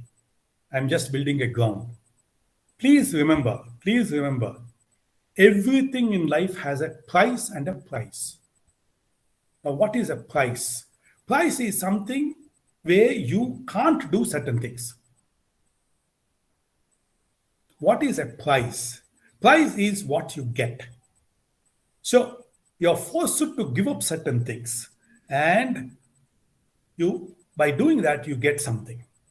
In Hindi we say kuch पाने के लिए कुछ खोना है. If you want to gain something, you have to experience pain. For example, by being a student, right? There are lots of gains. You come to the university, right? But you have to come to university and learn. There is a price. You know what is the price, not apart from learning? If you are a student, generally at home, they don't ask you to do any homework, clean the house or anything. But if you're not gone to university, they say, do this work. So, being a student, you have a price and a price. So I always say the life is like a balance sheet. It has assets and liabilities. Please remember one important aspect. When we grow in age, three things will come down. Your curiosity to learn will come down. How many of you are curious? I asked you a question. All of us heard about Ramayana. How many of you ever asked a question, why it is called Ramayana? We don't ask. So, one way to discover yourself is you should be curious about knowing either about yourself, through yourself, or knowing about you through others. So the first parameter is, what is the level of my curiosity? Curiosity is asking questions. You'll be surprised to know at a young age, we are very curious. If you can maintain this curiosity throughout your life, I think it will help you for growth and development. So, curiosity is one. Don't lose curiosity. What do you mean by curiosity? Where does this go? How does this work? Why he likes me? Why I dislike this person? So, in other words, constant questioning, raising questions. Let me also tell you one thing. To ask a question, you don't need knowledge. You get knowledge by asking a question. To ask a question, you don't need competence. You need only courage, right? You are proud in admitting your ignorance. So to ask a question, you don't need competence. To answer a question, you need competence. So there is a word called in English childlike curiosity. I don't know how many of you are interested in knowing this. This is the price you have to pay because you grow every day. Compared to yesterday, you are older than yesterday today. Today, you are older than yesterday, but you're younger than tomorrow. So if you ask a question, keep your curiosity levels high. This is one of the best ways to be successful in life. I use the word success, I'll come back to this later. Second important aspect is energy. Do you feel energetic or you feel tired? If you meet a youngster, he is definitely more energetic than a person who is older to him, generally. There could be exceptions. So one important aspect, driver, if you want me to use the word, is energy. Can I feel energetic? Can I show my energy? Can I expend my energy? Third, do you have the desire to live? Three important aspects: curiosity, energy, and desire. If you want, you remember three alphabets: C, D, E. Curiosity, desire, and energy.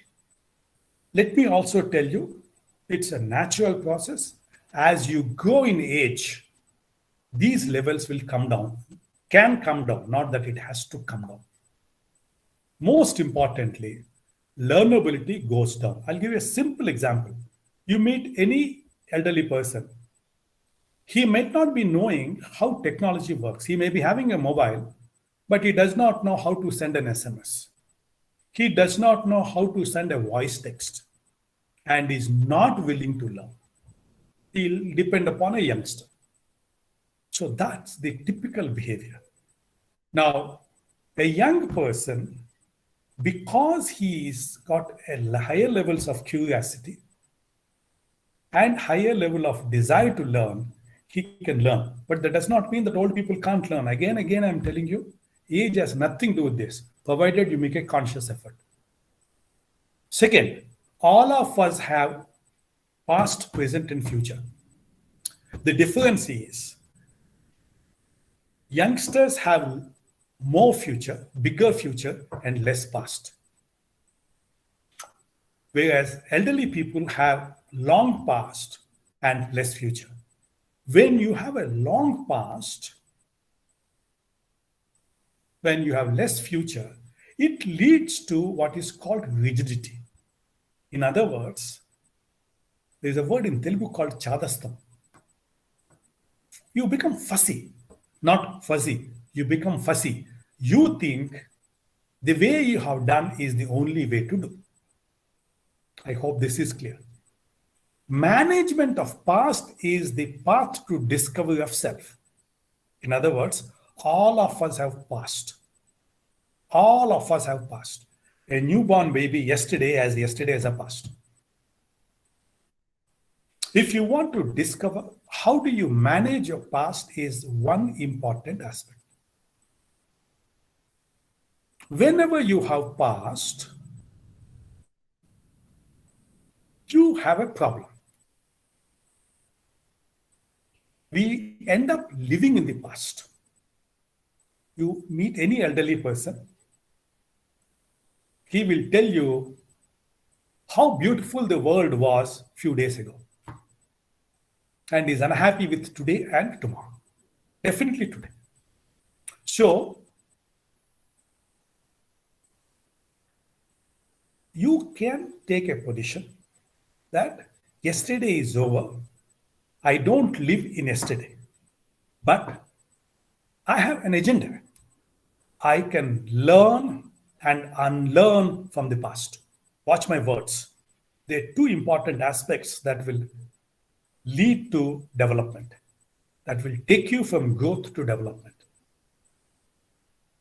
Spending time in class is different from learning from the lecture. Being in a class is different from doing. Attendance is different from being attentive. You are present in the class, but you are not learning or unlearning. So the two important aspects, learning and unlearning. If you have past, learn from the past and unlearn from the past. Now, what do you mean by learn, unlearn? I'll come to that little later if time permits. But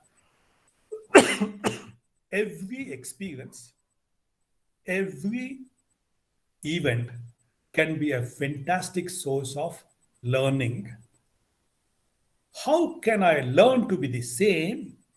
How can I unlearn not to be the same from the past? Another important aspect is accept the past. Past is a fact, right? Accept it. You don't have to deny or refute. For example, if you have studied in a Telugu medium school, you don't have to deny the past. Learn from your past. Yes, if I want to communicate in English, I have to learn. When you have to learn English, you have to unlearn the way you speak English. For example, there is something called accent. Most of the people in India, not in India, everywhere, when a German speaks English, it has a German accent. But you can unlearn that accent and learn the English accent. You don't have to refute the past. So, three important things. Don't deny the past. Yes, if you are a Telugu medium student, you don't have to deny. You can't deny a fact. Second, you don't have to refute the past. You can't say, I'm not lucky enough. Hey? Third important thing is you can accept that as a fact. So this is with regard to management of past. Now let me talk about management of present. Whenever you have the past, you have a tendency to become a victim of the past. I'll give you a simple example. Those of you who studied PUC, intermediate, suppose you come to engineering. What brought you to engineering will not help you in your being a successful student in engineering.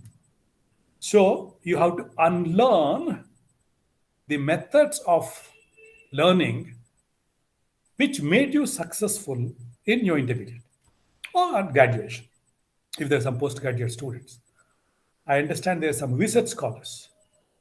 The way you learn in a master's level is different from the way you learn in doctoral level. If you don't change the way you learn, you become a victim of the past. One of the best ways is to live in the present is understand what is called contextual sensitivity and contextual sensibility. When the context changes, your behavior has to undergo a change. If your behavior does not undergo a change, you will not be able to grow and develop. Put it in a different way.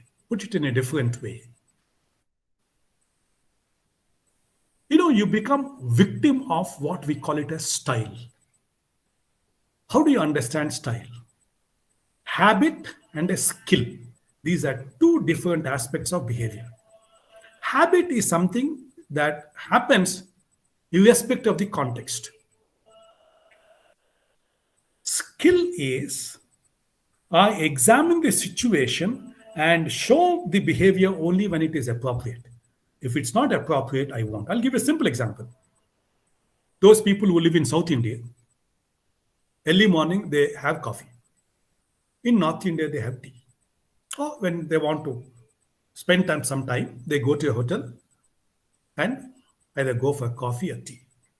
Now, if you're habituated for coffee, if you go to North India and ask for coffee, you will get coffee, but you may not be happy with the coffee. It is stupid to ask for coffee in North India and be unhappy with whatever coffee you get. So, what do you mean by contextual sensitivity? There's an expression in English, be a Roman in Rome. If I'm a university student, I have to give up certain PUC college behaviors because the context has changed. When the context has changed, the behavior has to change. So, as I said, if your behavior does not change when there is a context, you will fail. The third one is, how do I manage my future? Future is always characterized by 4 important aspects. What are these 4 aspects? Hope.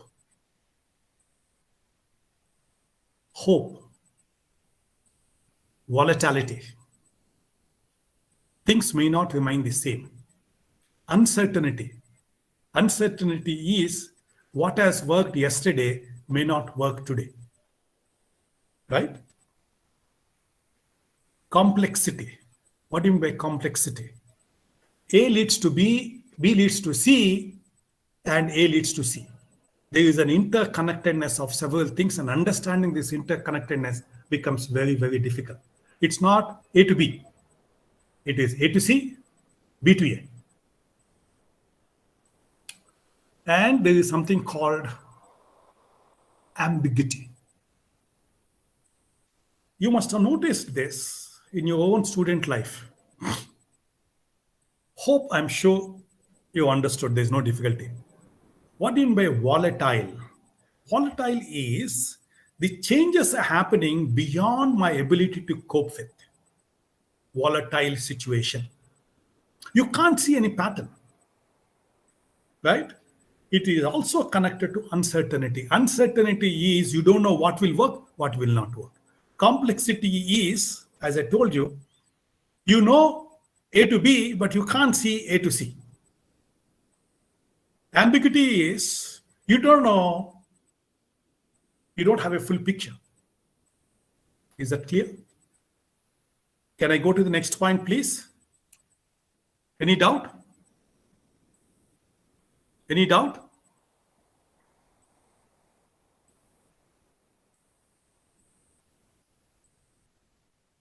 Fine. I got a message. So, how do we discover ourselves? What are the steps? Very simple. How do you, if you want to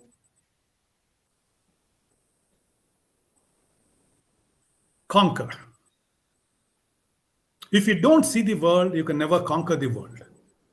Knowing self to do what? To take over. To evolve.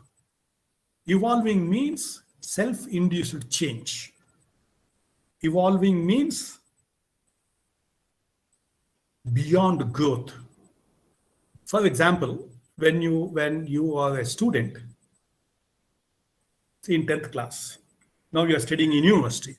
Suppose you meet your teacher, your high school teacher now.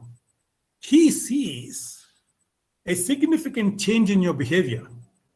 Then he tells you, you have evolved. This evolving has got 2 aspects. Additive method or subtractive method. What is additive method? Discovering self has got 2 things. One is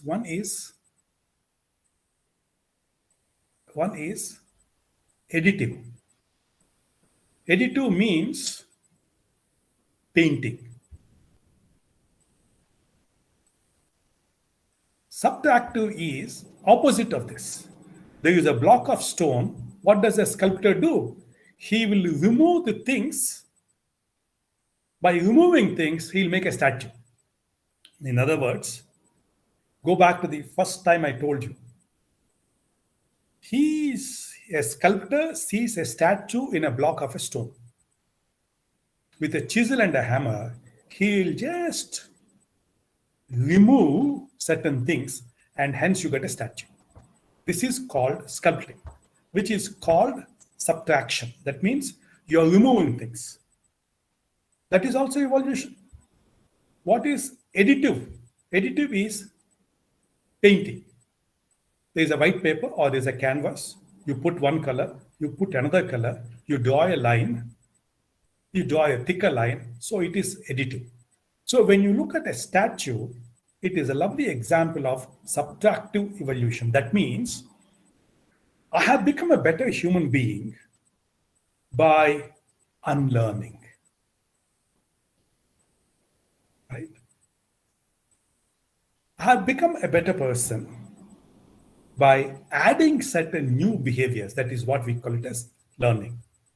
Please remember, we normally say that there are 4 purposes of any living human being. And these are called Purusharthas. I'm sure you heard about it. Artha, Kama, Moksha, Dharma. If you don't want to go detail into this, very simple. Arth is nothing but Arth means meaning. Kama means desire. Moksha is self-fulfillment. Dharma is righteous path. I can enhance my wealth, I can satisfy my desire, and I can achieve what I want in life, the ultimate in my life. But all these things have to be done within the defined rules and regulations, what is called dharma. Now, the purpose of discovering self is not just these 4 Purusharthas. Professor Ramanoha in my earlier session already touched upon 2 points. I'll add 2 more and spend enough of time. There are 4 important aspects of life, of knowing self, or of being a student. First thing is success. Second one is satisfaction. Third one is happiness. Fourth one is peace. Watch my words. Success, satisfaction, happiness, and peace.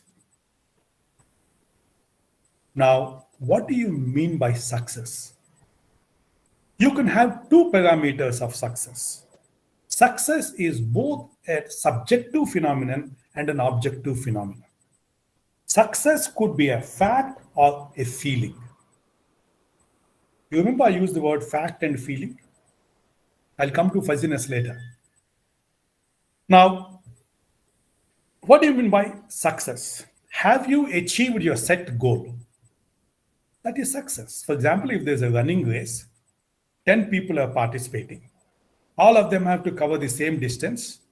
Whoever reaches the first, he get a first prize. Whoever reaches the second prize. Whoever reaches the third, it's the third prize. So in a running race, 3 people are successful. Other 7 people are less successful. So success is one relative to others' performance. Success is relative to the degree of the goal attainment. My research tells me there are 4 factors that determine success. The first factor is exposure. The more you expose yourself, the more you know about yourself, the more successful you are. For example, if you stay in your same environment, the chances of the success you want is less. For example, those people who migrate, those people who leave the country, they want to enhance their chances of success. So the first factor is exposure. The second factor for success is effort. You get only 2 things in life without any effort: enemies and bad name. There is no person in the world who has no bad name. At least one person will think negative about him. Second, there is no person who doesn't have an enemy. So, effort is nothing but hard work. Effort is nothing but, am I putting my best forward? So, second factor to enhance success is effort. The first factor is exposure. What do you mean by exposure? Can I look for more sources of learning? The chances of a youngsters being successful now is much more than a person who was a student 20 years ago, because the exposure has gone up. For example, students are leveraging the technology. The third factor is what we call it as endurance, which unfortunately is coming down. Endurance is patience. Thanks to technology, we are forced to become impatient. Give you a simple example. Earlier, when you put on a computer, you have to wait for a few seconds, few minutes. Nowadays, you have computers which take lesser time to start. I'll give you another simple example. You look at your TV. Earlier, when you had a cathode ray tube, a Dabba TV, when you put it on, it used to take few minutes for the image and the sound to come. Now you get OLED screens, which is instant. Take a cup of coffee. Coffee earlier means you have to make a decoction. From decoction, you make coffee. Now you have instant coffee. I'll give you another example. Earlier, if you want to buy a vehicle, you have to book and wait. Nowadays, there is no need of booking. You can just go to your showroom and buy. You can buy many things without even going to the shop. You have digital shopping.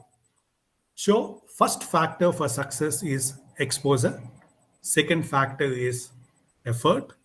Third factor is endurance. And the fourth factor is undefinable phenomenon. What we call it as a combination of uncertainty, complexity, ambiguity. And all these things put together is what we call it fuzziness. An individual is either successful, partially successful, or highly successful at any given moment of time.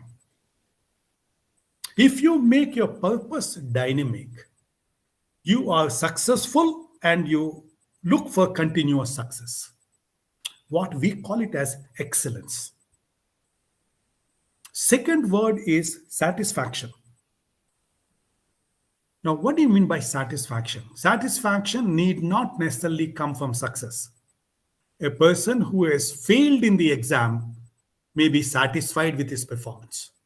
I'll give you a simple example. You might go for an interview for a job. You might not get selected, but you may be very, very satisfied with your performance. It's quite possible. Satisfaction is an individually controlled state. Success is not necessarily individually controlled.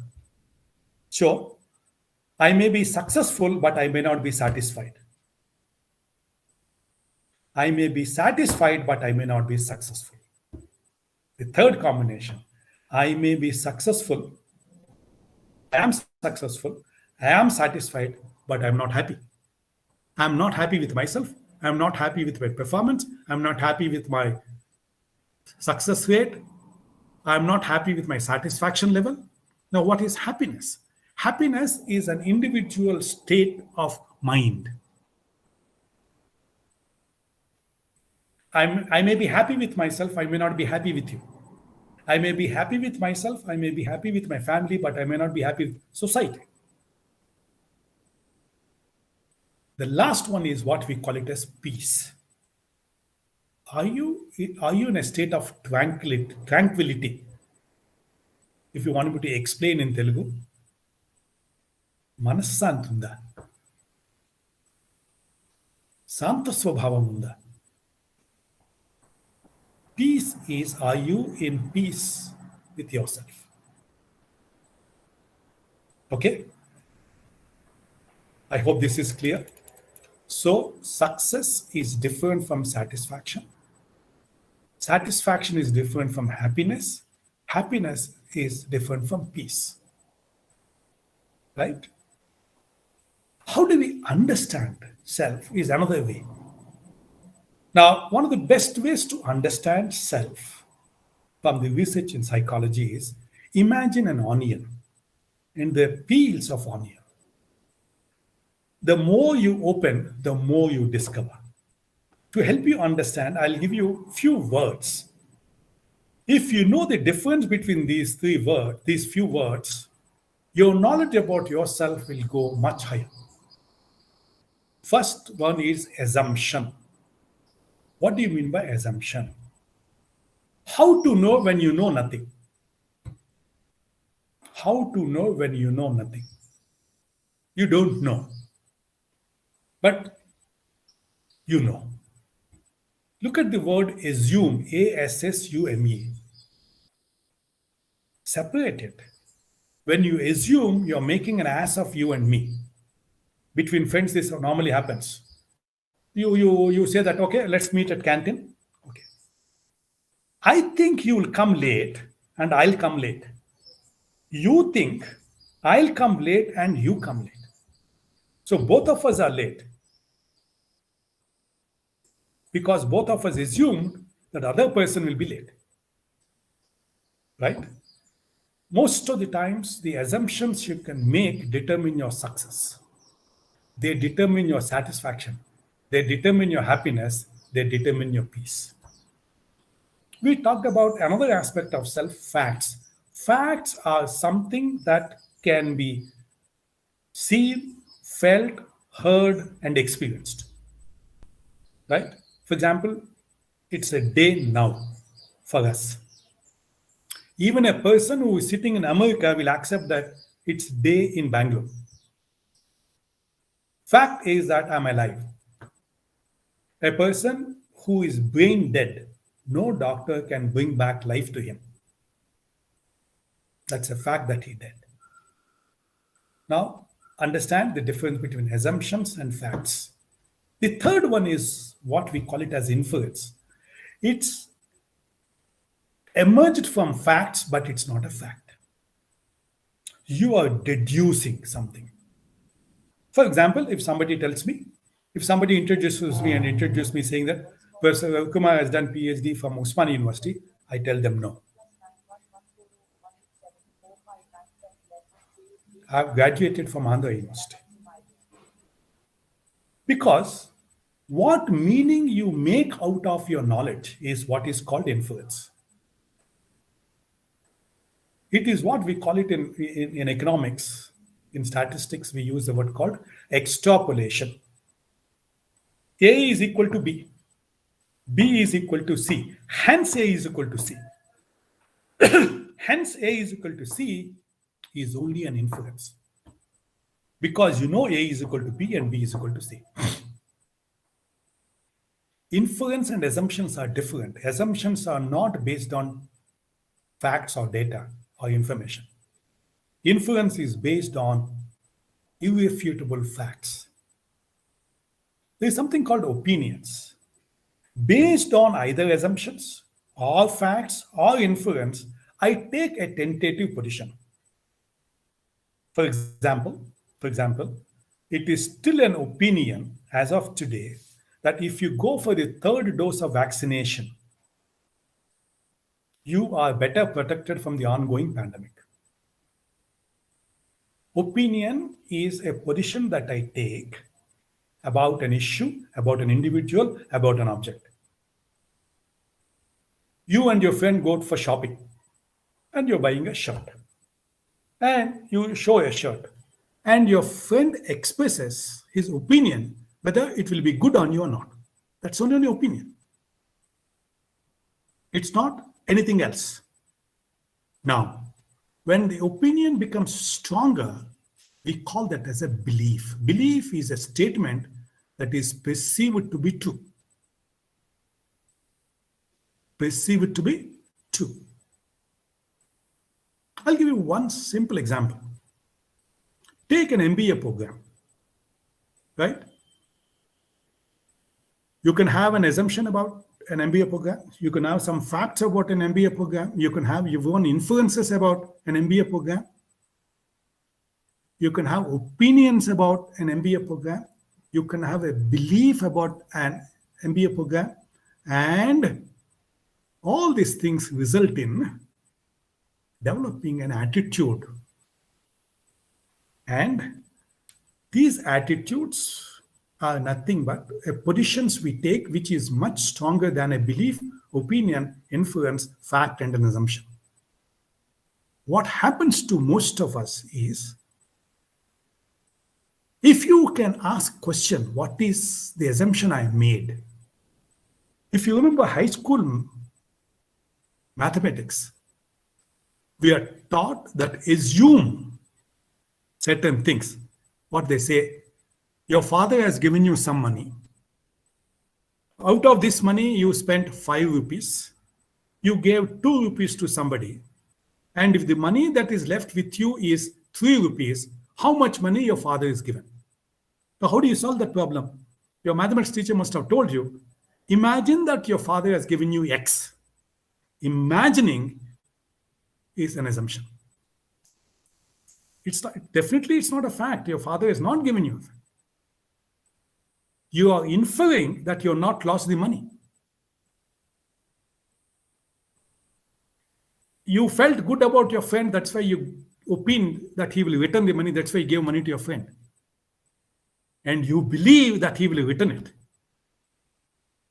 Right? Since you have a positive attitude towards him, you gave the money. Since you value friendship, you gave money. I hope this is clear. There is something else called acceptance rejection model. After knowing yourself, do you accept, or you feel good about it, or you reject it? This is another important thing. If you don't love yourself, nobody will love you in the world. But if you're the only person who is loving yourself, and you love yourself more than you love anybody, you're in trouble. So acceptance rejection model, if you love only yourself and reject others, you are called a narcissist. If you don't accept yourself at all and completely reject, you become a manic depressive. Heaven and hell are not after death. Heaven and hell are the degree to which you accept and you reject. You don't have to completely accept yourself. You don't have to completely reject yourself. If I can increase my self-acceptance, it leads to development. I'll give you a simple example. Look at the word competitiveness. When we are young, we are more competitive. Not competent, competitiveness. As we grow in age, as we develop, we become less competitive. Please understand this. For example, if somebody says something which is not true, a young person will say what you're telling is wrong. An individual who has developed himself, evolved himself, will not tell him because he'll be sensitive to the context. He might tell the person who told something wrong privately, but he will not tell publicly. Okay? Now, the interesting aspect about when it comes to understanding self, however much you succeed in knowing yourself, there is always something that is undiscovered about yourself. There is no human being who knows everything about himself. That's why it said, Aham Brahmasya. Nobody can know completely about yourself, oneself. there's always something called undiscovered self. And that is a most important aspect that keeps us living continuously. Now, what are the strategies? Ask a question. Who am I? Where did I come from? Is there growth in me? Is there development in me from today till few days ago, few years ago? Is there a constant change in my behavior? Is there a constant change in my understanding of others? Is there a constant change in what I've learned and what I've unlearned? What am I? Is the second strategy question you have to ask. Who am I and what am I? What are my strengths? What are my weaknesses? How many opportunities have missed? Am I sensitive to a threat? The third one important aspect is where I want to be. What is my goal post? For example, what is your immediate goal? Success or success and satisfaction? Success, satisfaction, and happiness, or whatever it is, you want to be continuously be in peace with yourself. Where is your desired destination? That is what I want to be. To put it in a little technical terms, my understanding of myself, the way others see me, what we call it as social self, and where I want to be. This is called ideal self. For nobody, there'll be a complete overlap of all these three. Fine. You can ask a question. What are my pleasure points? What will make me happy? What are the moments in my life that I enjoy? I experience joy, happiness, and peace. Which are the things that will make me unhappy? Which are the things that make me get angry? So, what are my pleasure points? What are my pain points? I mentioned this earlier. Ask this question: whatever I do, is it a skill or a habit? For example, teaching is a behavior. I teach only when I see an opportunity for me to teach. When I see the need to teach, I teach. Don't think I'll be teaching 24/7. Right? So I teach when there is a learning environment. I'll give you another simple example. Driving at high speed. If it becomes a habit, you will die. If it is a skill, I drive fast only when there is a need. Imagine you're in Vizag, you're going on the beach road, right? If you have to go fast, if the road is clear, and if you have developed the capability to drive fast, then only you will drive fast. If you are going in an evening and you want to enjoy the breeze, there is no point in passing through fast. So my behavior has to be context specific.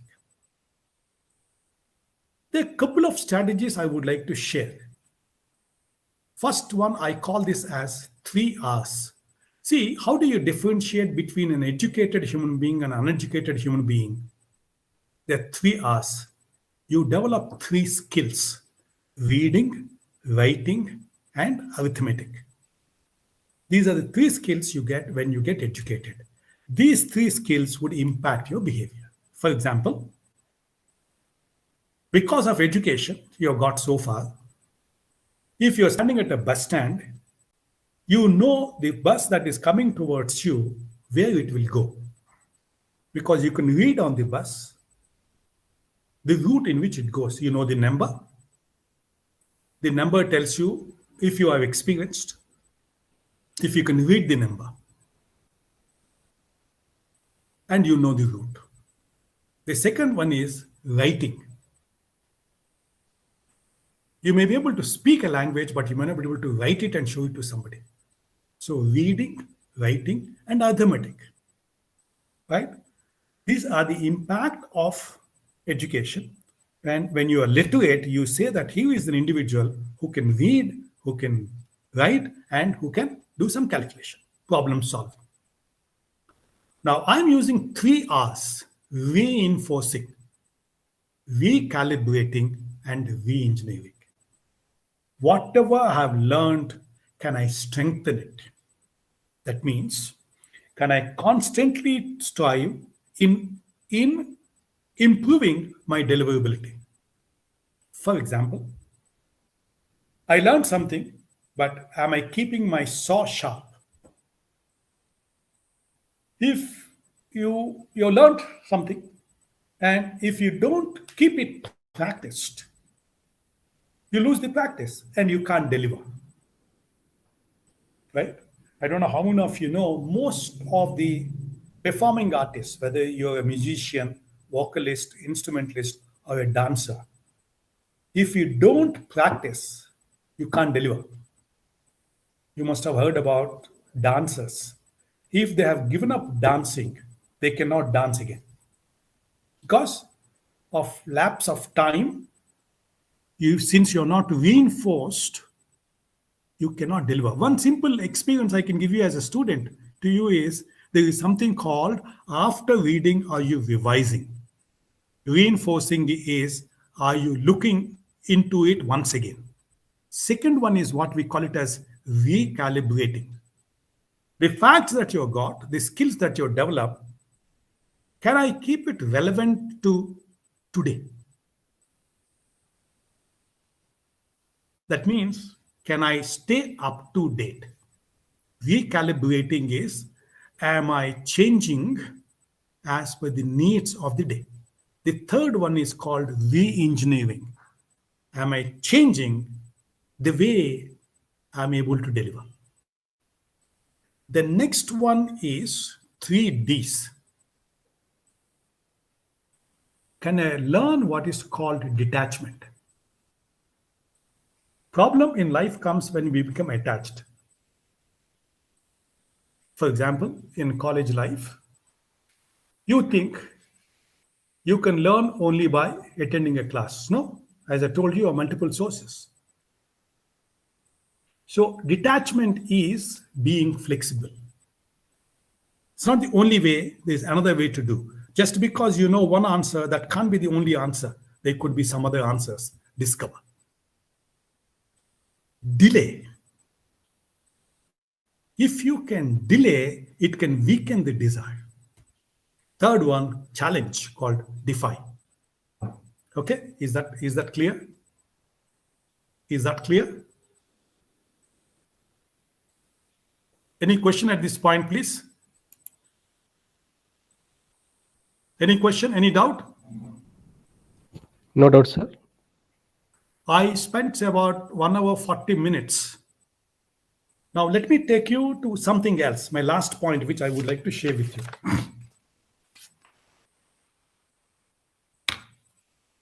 The whole purpose of this session is to make you understand the interconnectedness between self, success, satisfaction, happiness, and peace. Now, if you have not understood, if you don't, there's no point in understanding a subject.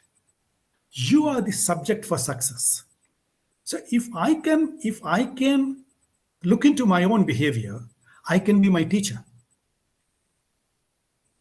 Right? Now,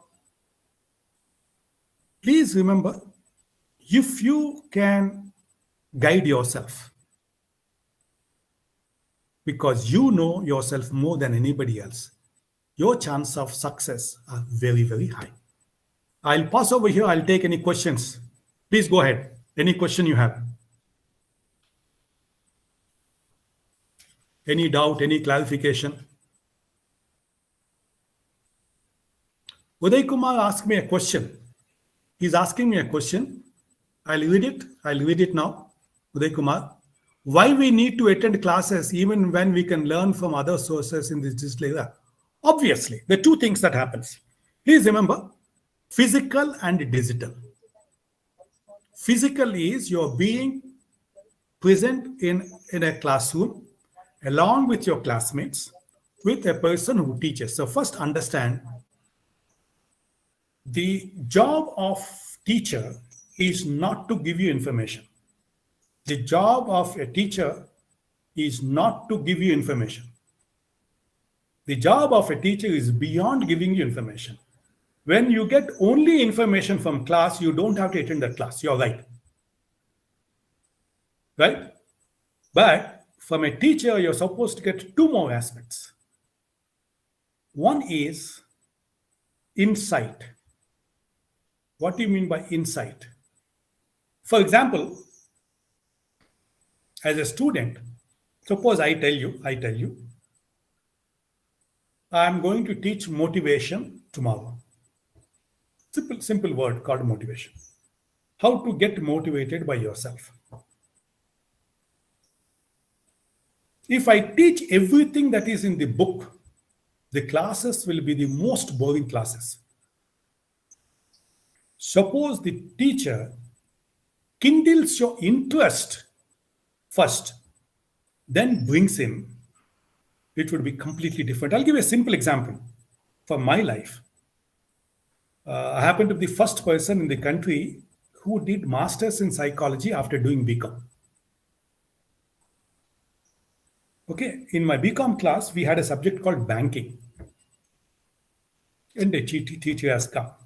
Youngsters, we think, what is there? We just sat there. He asked a question. What is our national anthem?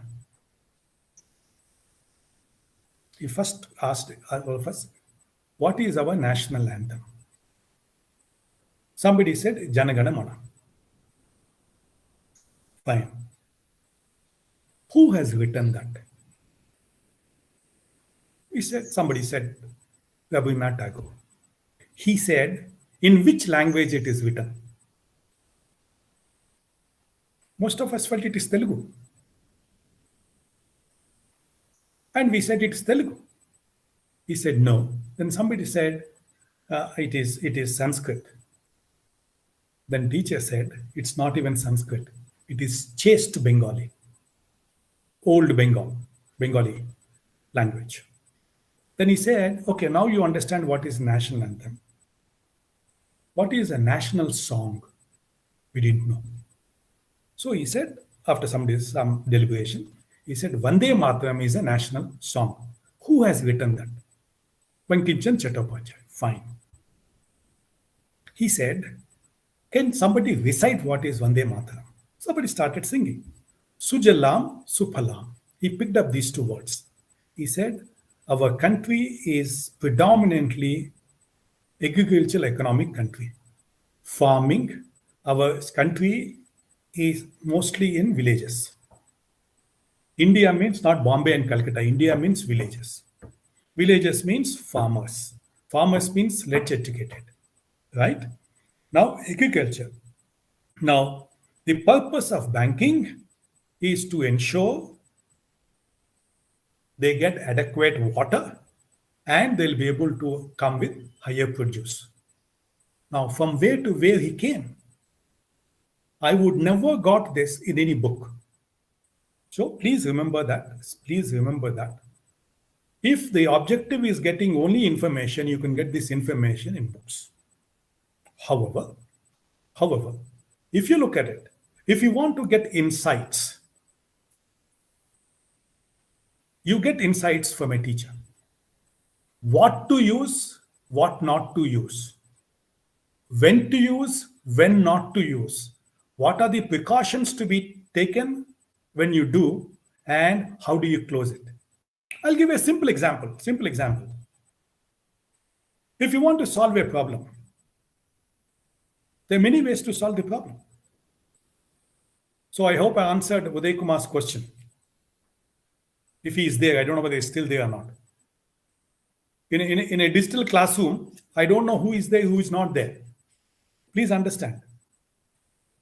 The system may be on, but the individual may not be there. Same thing can happen in a class. You may be physically present, but mentally absent. Any other question, please?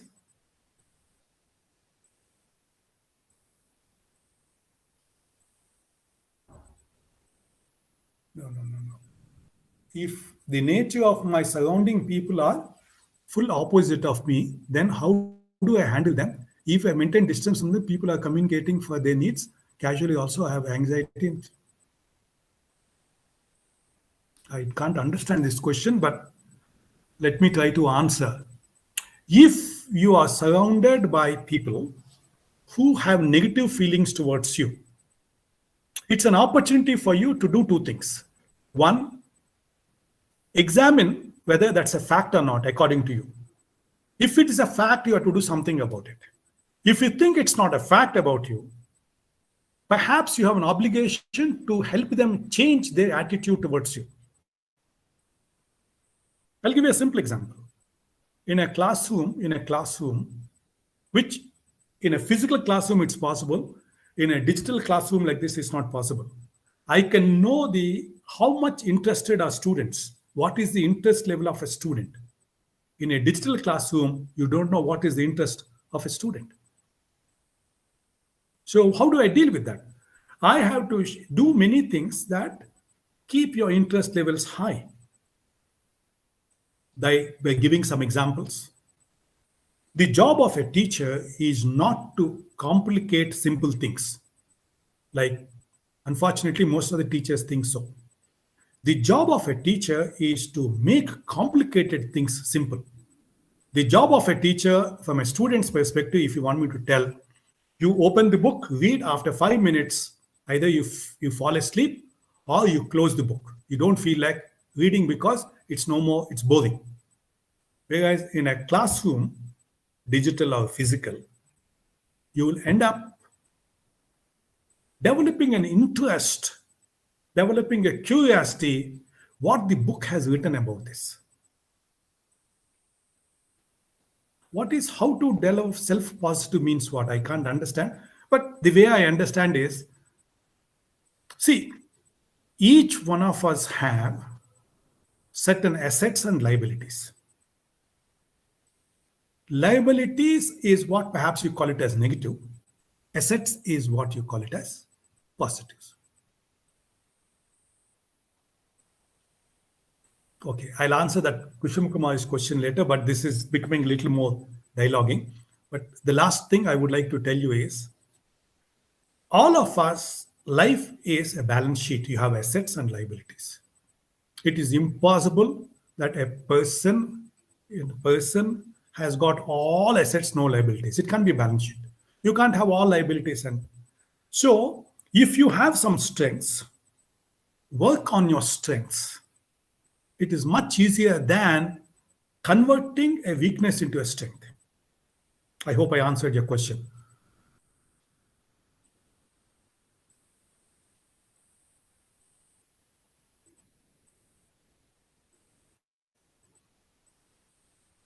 Okay, somebody else has asked me a question. Maybe he's a teacher. He's asking a question. See, what happens is there are multiple methods of teaching. Unfortunately, even today, most of the times we do what is called talk, chalk, and dust, called a lecture method. There are 4 important aspects to enhance effective teaching. First thing is what is being taught, to whom it is being taught, how it is being taught, and the method we use. For example, certain things can be taught in more than one way. I'll give you a simple example. If I want to teach a psychomotor skill, like cycling, like swimming, like these two, like wrestling, like boxing, it has to be physical. It cannot be digital. That does not mean that nothing can be learned digitally. If we are going for digital learning precisely because of the pandemic, or when you want to reach larger audience, So if my job as a teacher is to, first thing is, can I keep the student awake in my class, whether it is a digital class or a physical class. So in order to keep him awake, I should know what can interest him. If I don't tell him what interests him, he will have no interest in learning from me. So, as I said, unless I give you what is of value to you, you do not find value in what I'm giving to you later. I hope I answered your question. Any other question, please?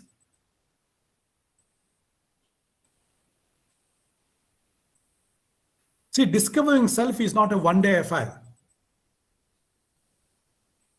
Dr. Radhakrishnan, who was the Vice Chancellor of Andhra University, a very well-known philosopher, he talks about two things. The definition of life is, the word question is valuable to me. I quest on. Question. See what a fantastic teacher is. He said, question means I quest on. That means I have thirst which cannot be satisfied forever. Pippasi antaru Telugulo. Jnana daham antaru Telugulo. I take a little bit of water, after some time I feel thirsty. So I have a strong desire to learn. Second thing he said, when a person dies, at that minute also he is learning how to stop his breath, how to stop my breathing, he is learning. So when you stop learning, you stop living. Thank you so much. Any other question? Any other question, please?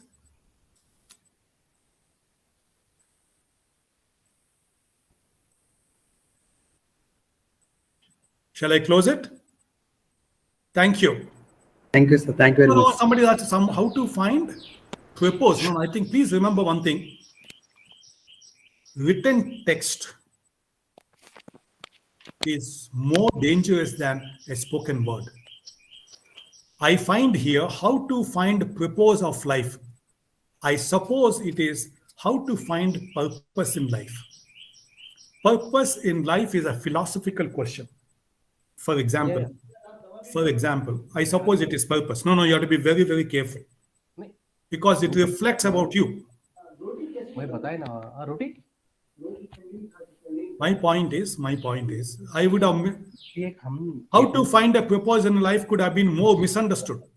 Purpose to somebody. Thank God I have not committed that mistake. Excuse me. Just like soup. I see somebody else talking. Like the vegetable soup. Somebody is talking about, I think his name is Kaganam Mahbub Wali. Please mute your mic. ये परीक्षा ये ठंड का मौसम में soup बहुत अच्छा है. I'm closing my session. Somebody is talking about soup. ख्याल नहीं है क्या सूप वाला कभी लेंगे ऐसा.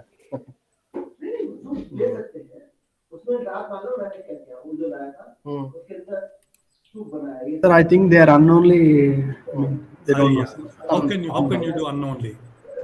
Anyhow, it's okay. Let them, sir. Finding purpose in life is two ways. What is my immediate purpose and what is my long-term purpose?